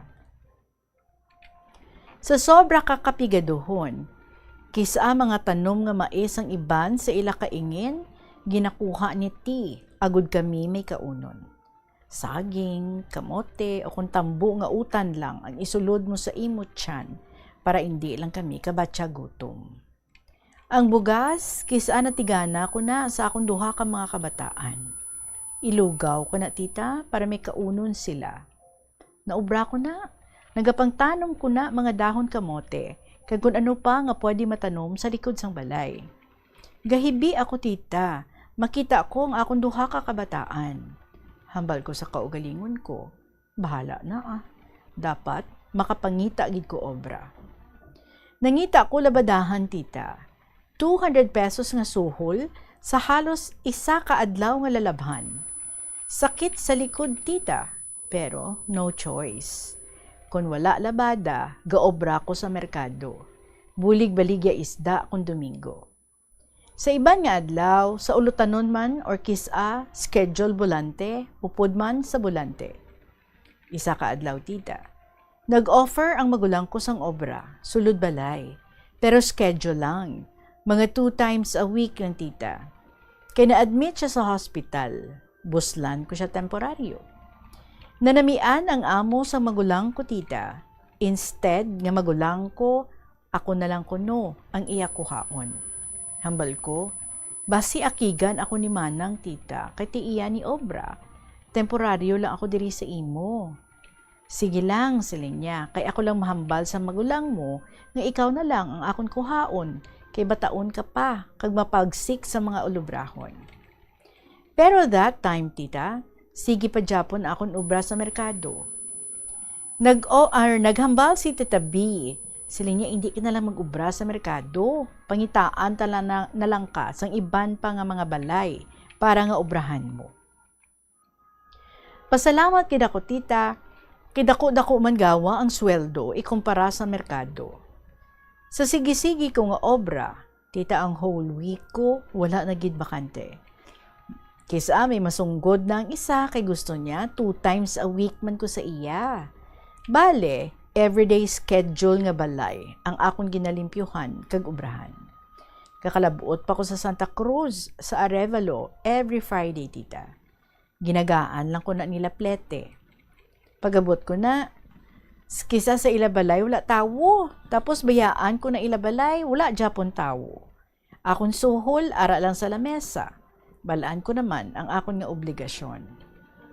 Ang sa akon kaugalingon nga panimalay, tita, akon man Japon, halos tanan. Forsang aga, tita, gapasuba ako na, agud namang labas ang amon nga lalabhan. Gadala lang ko flashlight. Kisa updan ko na ni T. Matulog na siya sa higad. Hindi gani hambalan ko na siya nga, sige, puliin na lang itong mga bata, ako lang diri, sugaton mo lang ako karon mga 5:30 sang aga. Pagpuli ko, ako pa na madigamo, mahimos ang kabataan, makadto sa school. Si T, gabiyahe na motor sa amon tita. Kisa, hindi ka na lang magreklamo. Tigadagon-dagon ako na, kay adlaw na ko sa ulubrahan ko. Makapoy, pero wala choice, tita. Kinahanglan, maninguha gid. Kaluyan sa mahal nga Diyos, nakapundar ako sa tricycle sa akon nga pagpanglabada, tita. Ay hugali, ang ginalabadahan ko, una-una, 200 to na pasweldo niya, binanyera nga lago. Pero sa patigayon ni Tita B, may mga kaya naman nga pamilya, tag 400 to 500 akong sweldo kada adlaw. Ano pa, nakasupot ako kay nakapundar sa tricycle. Abi ko that time, mangin okay na, pero kulang pagali Japon tita. Naabtan sang COVID. Nangin mabudlay ang biyahe. Hindi basta-basta makagwa sa balay. Naginamo ang pamilya ni T, kaginpahalin kami sa ilang aduta, tita. Wala na kami may nahimo, kundi magsaylo sa lugar ni mama. Masakit, tungod hindi basta-basta ang magbulakwit sa mga kagamitan. Nangutang ako, agud ipaubras ang kamalig nga amon pag-aestaran. May isa ako kakilala nga naghambal nga kung interesado ako mag-abroad. Kag didto napinsaran ko nga ayhan amuni ang paagi nga mabata ko sa kapigaduhon ang akon pamilya. Nagamatamot ako tipon sa mga requirements ko nga wala may nakahibalo. Magluwas kay T. Una nga namalabag amo si mama. Tungod nahadlok siya sa mga balita nga iya nabatian. Apang ginexplikar ko kay mama nga sa Singapore ako kag hindi sa Middle East. Siguro swerte ko man tita, kay pagpasa ko sang papers ko, within 6 days may nagtawag dayon sa akon. Kag wala na ako nagpatumpik-tumpik pa, I just grabbed the opportunity na maka-work abroad. Kapangamuyo ako nga ang Ginoo na ang bahala sa akon. Habal sang agent ko gani tita, wow, kalaki sa imo, kay may employer ka na. Ang iban, months pa na sila magulat bago makakuha employer. Nangutang ko tita para sa mga expenses ko sa medical kag sa training ko. Tuod gid man gali, ang nasiling nila, mas maayo nga sa iban ka nga tawo mangayo bulig kag indi sa imo kadugo. Napamatud-an ko na tita. Nobody knows how hard for me to struggle alone without the help of my own blood. Pero ginkaya ko tita. Kulba, kahadlok, kag determinasyon ang akon nga nabatyagan sang adlaw na sang akon nga flight tita. Kaluyan, nangin maayo man ang akon nga nangin amo. Mag-asawa, wala bata, kag ido lang gid akon atipanon. Limpyo balay kag panglaba. Wala ako galuto sang ila food kay always man sila sagwa. Bale, akon lang pagkaon, akon ginaluto. Fast forward tita, naka 2 years man ako sa ila kag nag-decide sila nga magbalik sa China. Gusto gid ako dalon sang amo ko tita, ugaling hindi amo sina kadali. Antes sila maghalin, tita nagambal si ma'am, nga pagka masettle na sila dito, mangita siya paagi, agud nga madala ako sa China. Kasad tita, kaya ang ido nga ginabantayan ko, mga 10 days later, napatay ini, kay hindi magkaon. Tuman ang pagpangasubo sa mag-asawa, kay amo ini among ila ginakabig nga baby nila. Fast forward, nag-change ako employer sa buligman sang akon mga nauna nga amo. Before sila maglupad sa China, ginsettle nila ako diri anay. Kaluyan, maayo man ang ikaduha ko nga employer, ugaling kisa, may batasan si Lola nga manipulator. Hehehe. Kay tita dapat, ano iya gusto, sundon mo. Kay kung hindi, maakig siya yadayon. 76 na gali, si Lola. Tapos tita, ara bala nga gina-insist niya ang religion nga Buddhist. Baw, pagsilingin na gani, mga muyo kami. Itag isa ka oras, baw tita, gakamalhan akong puwak. Pero sa pensar ko, wala ko choice. Sundon ko na lang. Pero, mabuot ang iya kabataan. Kapin pa si Lolo. Maalwan si Lolo, kag Lola. Tita, wala limit ang food. Si Lola lang sometimes, medyo kuripot. Mahilig magpangtago food. Daw, hindi siya gusto ipakaon. Hehe. So, isa sige na pasalamatan ko nga dako, tita. Kaginbuligan niya ako, nga makapatindog balay. I don't know, tita. Kung amo ni ang way niya para hindi ako makahalin sa iya, kay balaan niya nga ang una ko nga employer, daw maano man. Nga pasayluhon ako sa China. Una tita, hambal niya, I will help you build your house. Di abi mo tita, kadalakat namon sa ila center to pray or any meeting to attend to. So I need to tell everyone nga tungod sa iya nga God nakapatindog ako balay. Pause na lang ko tita. So mga 1 year pa lang ako sa iya ga work, tita nag-ask ako kung pwede ko kapuli agud nga mag-celebrate ka birthday ni mama. Kay before na tita, na-admit abi si mama sa hospital, kagrabe gid ang akon nga kulba. Nag-promise ako nga magpaayo ka kay sa sunod mo nga birthday, bonggahon ta. Di bali makamang ko sa utangan, basta maka-experience ka sang birthday nga sadto sa iban mo lang makita. Kag natuman ko tita, ang pangako ko kay mama. Ginpasugtan ko sa akong employer nga magpuli within 4 days, tapos balik naman. Kay every Sunday gali tita, ga-schooling ako. HDBM, Higher Diploma in Business Management. Hingagaw ko balik for exam, pagka-Sunday, tita. Nalipay ako kay sa katapusan, napa-experience ko man kay mama ang birthday gift ko sa iya. Kago gali, tita, abi mo, ang magulang ko sa Negros, ginplitihan ko para magtingob kami tanan.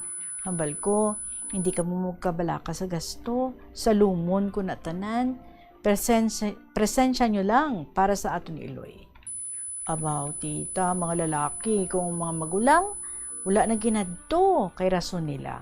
Hambog daw ako, tekalon daw ako para i-celebrate sa akong balay ang birthday ni mama. Akon bala tita, ma-feel lang yan ni mama nga bisan pa paano, we're not same as before nga tama kapigado. Naglain buot ko sa mga magulang ko tita nga lalaki. Hamakon mo, 3 gid sila wala nagkadto sa birthday ni mama. So nakabalik na ako sa Singapore, tita. Mga few months later, nakasabat ako kay Lola, kay sobra naman siya abi, tita. Ang pasensya ko nga ginatago-tago, naglupok kid tita. Nga amo ining natabo, mga kabombo, balikan ta. Ang sulat diri sa aton ni Gemini Sang Gimaras, ang aton nga oras, 2:47. Magapanbalik ang KLP pagkatapos ng pila ka mga importante nga mga pahibalo. Yari ang isa ka praktikal nga paagi agud makakinot sang tubig. Sa pagtimpla sang kape, magamit lang sang tubig nga sarang maubuson. Sa masami, hindi man naton maubos ang ginatimpla. Kag kung mabugnaw na ang kape, ginaula na lang naton. Hindi lang kape ang imo ginauyangan, kundi tubig. Gani, mas maayo ang husto lang nga amount nga maubos mo ang imo nga timplahon nga manamit nga kape.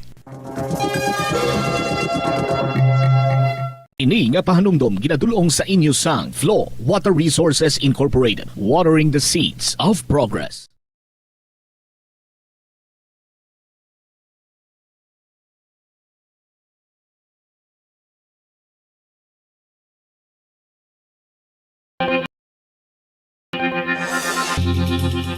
Sini nga panahon sang tag-ilinit, delikado ang sunog ilabi na sa sulod sang panimalay. Gani safety first ka bombo, ilabi na kung ikaw ang nagaluto sa kusina. Siguraduha nga nahamtang sa mabugnaw kag well-ventilated area ang LPG tank kag indi masilakan direkta sang adlaw. Ang sobra nga init makapataas ang pressure sa sulod sang tangke nga mahimo magresulta sa aksidente. Tsekyaron ini kung may tagas kag ipalayo sa kalayo.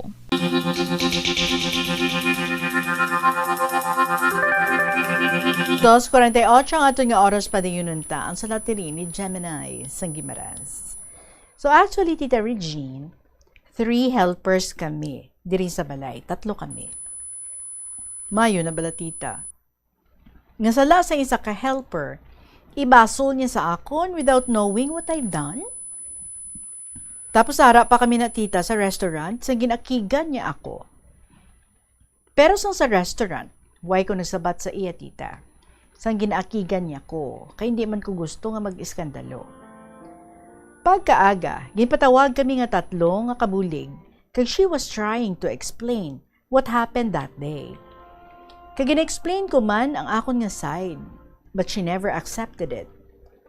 On the next day again, kinigan niya naman ako, kay kuno wala ako gina-intindi ang ginahambal niya. Hasta nagsabtanay kami tita. Pero doon na konsensya ko sang pagsabat ko sa iya. I tried to hug her and apologized, but she got more angry.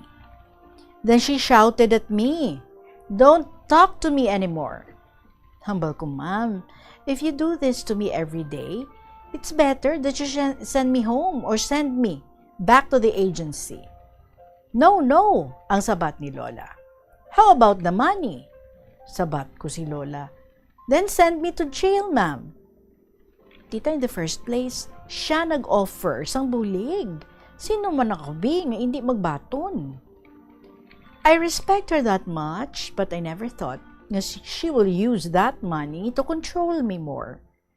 I think medyo may something wrong man kisa kay Lola. Yang iya adopted children, even her own family, never listened to her and halos tanan gapalayo sa iya. Kaya ang baba gali ni Lola, hindi basta-basta. Masakit siya maghambal, nga wala man kis a sense. Tita, nakasabat ko sa iya, "Ma'am, your mouth is very sharp. You think I'm a robot that will never feel pain? Now I know why all people don't want to get near you, cause your mouth is like that. You never think before you talk." Oh, grabe ang palamula ni Lola. Akig-akig na siya. Mga 2 weeks man nga wala niya ako sa paksapa. But still, I prepare her things. I prepare what she needs, bisan akig siya. Kisa wala niya nakaon, nag-prepare ko sa iya nga food. Pero sa subong, miskan pa paano, okay naman kami ni Lola. Tita, may i-share pa ako. Last month, maindi kami paghang panay sa magulang ko nga babae, tita. Naakig siya kay kuno dalok ako. Sa nakakaput daw ako milyon, never ko daw gingaan ang mga utod ko. Kung siya lang kuno nga may kwarta nga amo sa to kadako, kung siya kuno ang may kwarta nga amo sa to kadako, tanan niya nga utod, gintagaan niya kuno tag 20,000 kada isa. Imagine, tita, I have 8 siblings. Kag sa nag-abroad ko, tita, halos tanan sila akig sa akon. Kay tita, kung need nila kwarta, mahulam sa imo. Tita, mo man ko nabayadan that time, kagamay man ang sweldo ko. Sang bago ako obra diri, even that time, I was still under salary deduction. Tapos naakig na sila sa akon. Every time nga ginaobra ang balay, gina-update ko na si Lola about sa pagpatindog.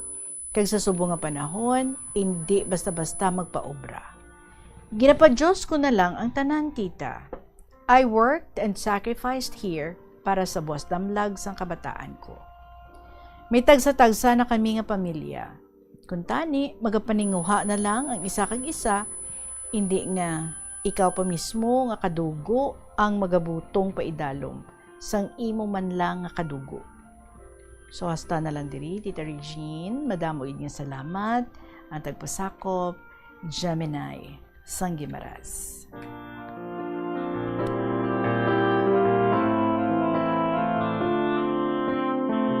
Well, this time, para sa mga viewers natin dira, we're going to show the pictures na ginapid diri sa ato ni Gemini, Sanggimaras. First picture,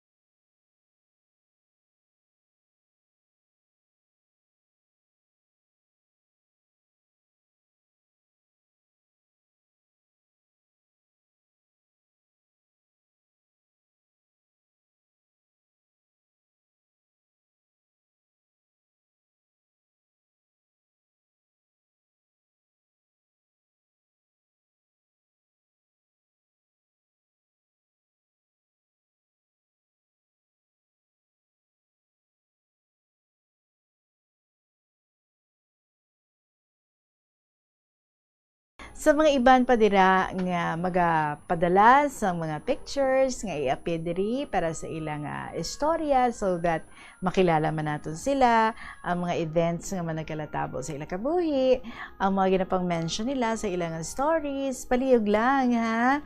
Mas better kung may captions ang inyong mga pictures ang gina-show diri para nga maintindihan naton sino ni, ikaw bala ini, sino imo upod, sa dini kag ano ang event diri. Do something like that. Okay? Well, anyway, most probably basi ara ka pa gihapon sa Singapore. So if ara ka pa dira kabay no nga you will try to have peace of mind kay kabudlay matuod nga may mga tawo nga nagilain ang buot sa imo na misunderstood ikaw kag ikaw naman you're just doing your best. Kabay man nga nag-improve na ang inyong relationship sang imo nga ama ining si Lola nga imo nga gina-mention diri. So kabay no nga ti na-forgive niya na ka kag ikaw na-forgive mo naman siya kag naka-reconcile na kamo nga duha. Mas nakaintindihanay na gid kamo nga duha. And sa imo naman nga mga siblings, well, may ara man sila no nga perception, may ara man sila nga pagpananaw sa mga nagakalatabo sa imo nga kabuhi, and at the same time no sa ilang nga mga approaches sa imo nga feeling nila daw wala ka gid nakabulig sa ila. But maybe wala lang sila nakaintindi man no sa imo nga bahin. So if you have the chance later on, basi makakita na ka mo, basi pwede man, no? Well, as a family, pwede gid nga makatipon ka mo and so that makainistoryahan na ka mo. And who knows, ma-bring up man ang amo sina so that sila man mas maintindihan ka man nila. And you can improve your relationship as siblings. So if you are still there dira sa Singapore, I hope nga okay ikaw dira and really trying your best, no? Para nga mangin okay gid ang dalagan sa imo nga kabuhi no matter ano kadamo sa mga challenges nga imo nga ginapangatubang dira amo gid man na as samtang nga nagapangabuhi kita kag samtang nga nagakaraskas kita sa pangita para nga i-sustain sa aton nga pamilya, sa aton nga mga pinalangga sa kabuhi. A lot of challenges would come our way, but stay strong and kabay no hindi maubos ang imo nga energy sa mga tawo nga nagahatag sa imo sa pagpanumduman no nga how come hindi ka nila maintindihan. But we hope and pray that one day, especially sa mga miyembro ng imong family, nga kamuya tanan, no, makaintindihan na igid. Kag mas ma-explain mo man sa ila, kag sila man maintindihan nila nga wala ka nakabulig sa ila amo to nga time. Maraming salamat sa liwat sa imo Gemini sang Gimaras for this story and the pictures nga imo ginapid sa imo nga istorya. Mga kabombo, kung kamo man may ara nga mga istorya dira nga pwede gid ma-share diri sa KLP, all you have to do is email your story sa bombo_iloilo@bomboradio.info.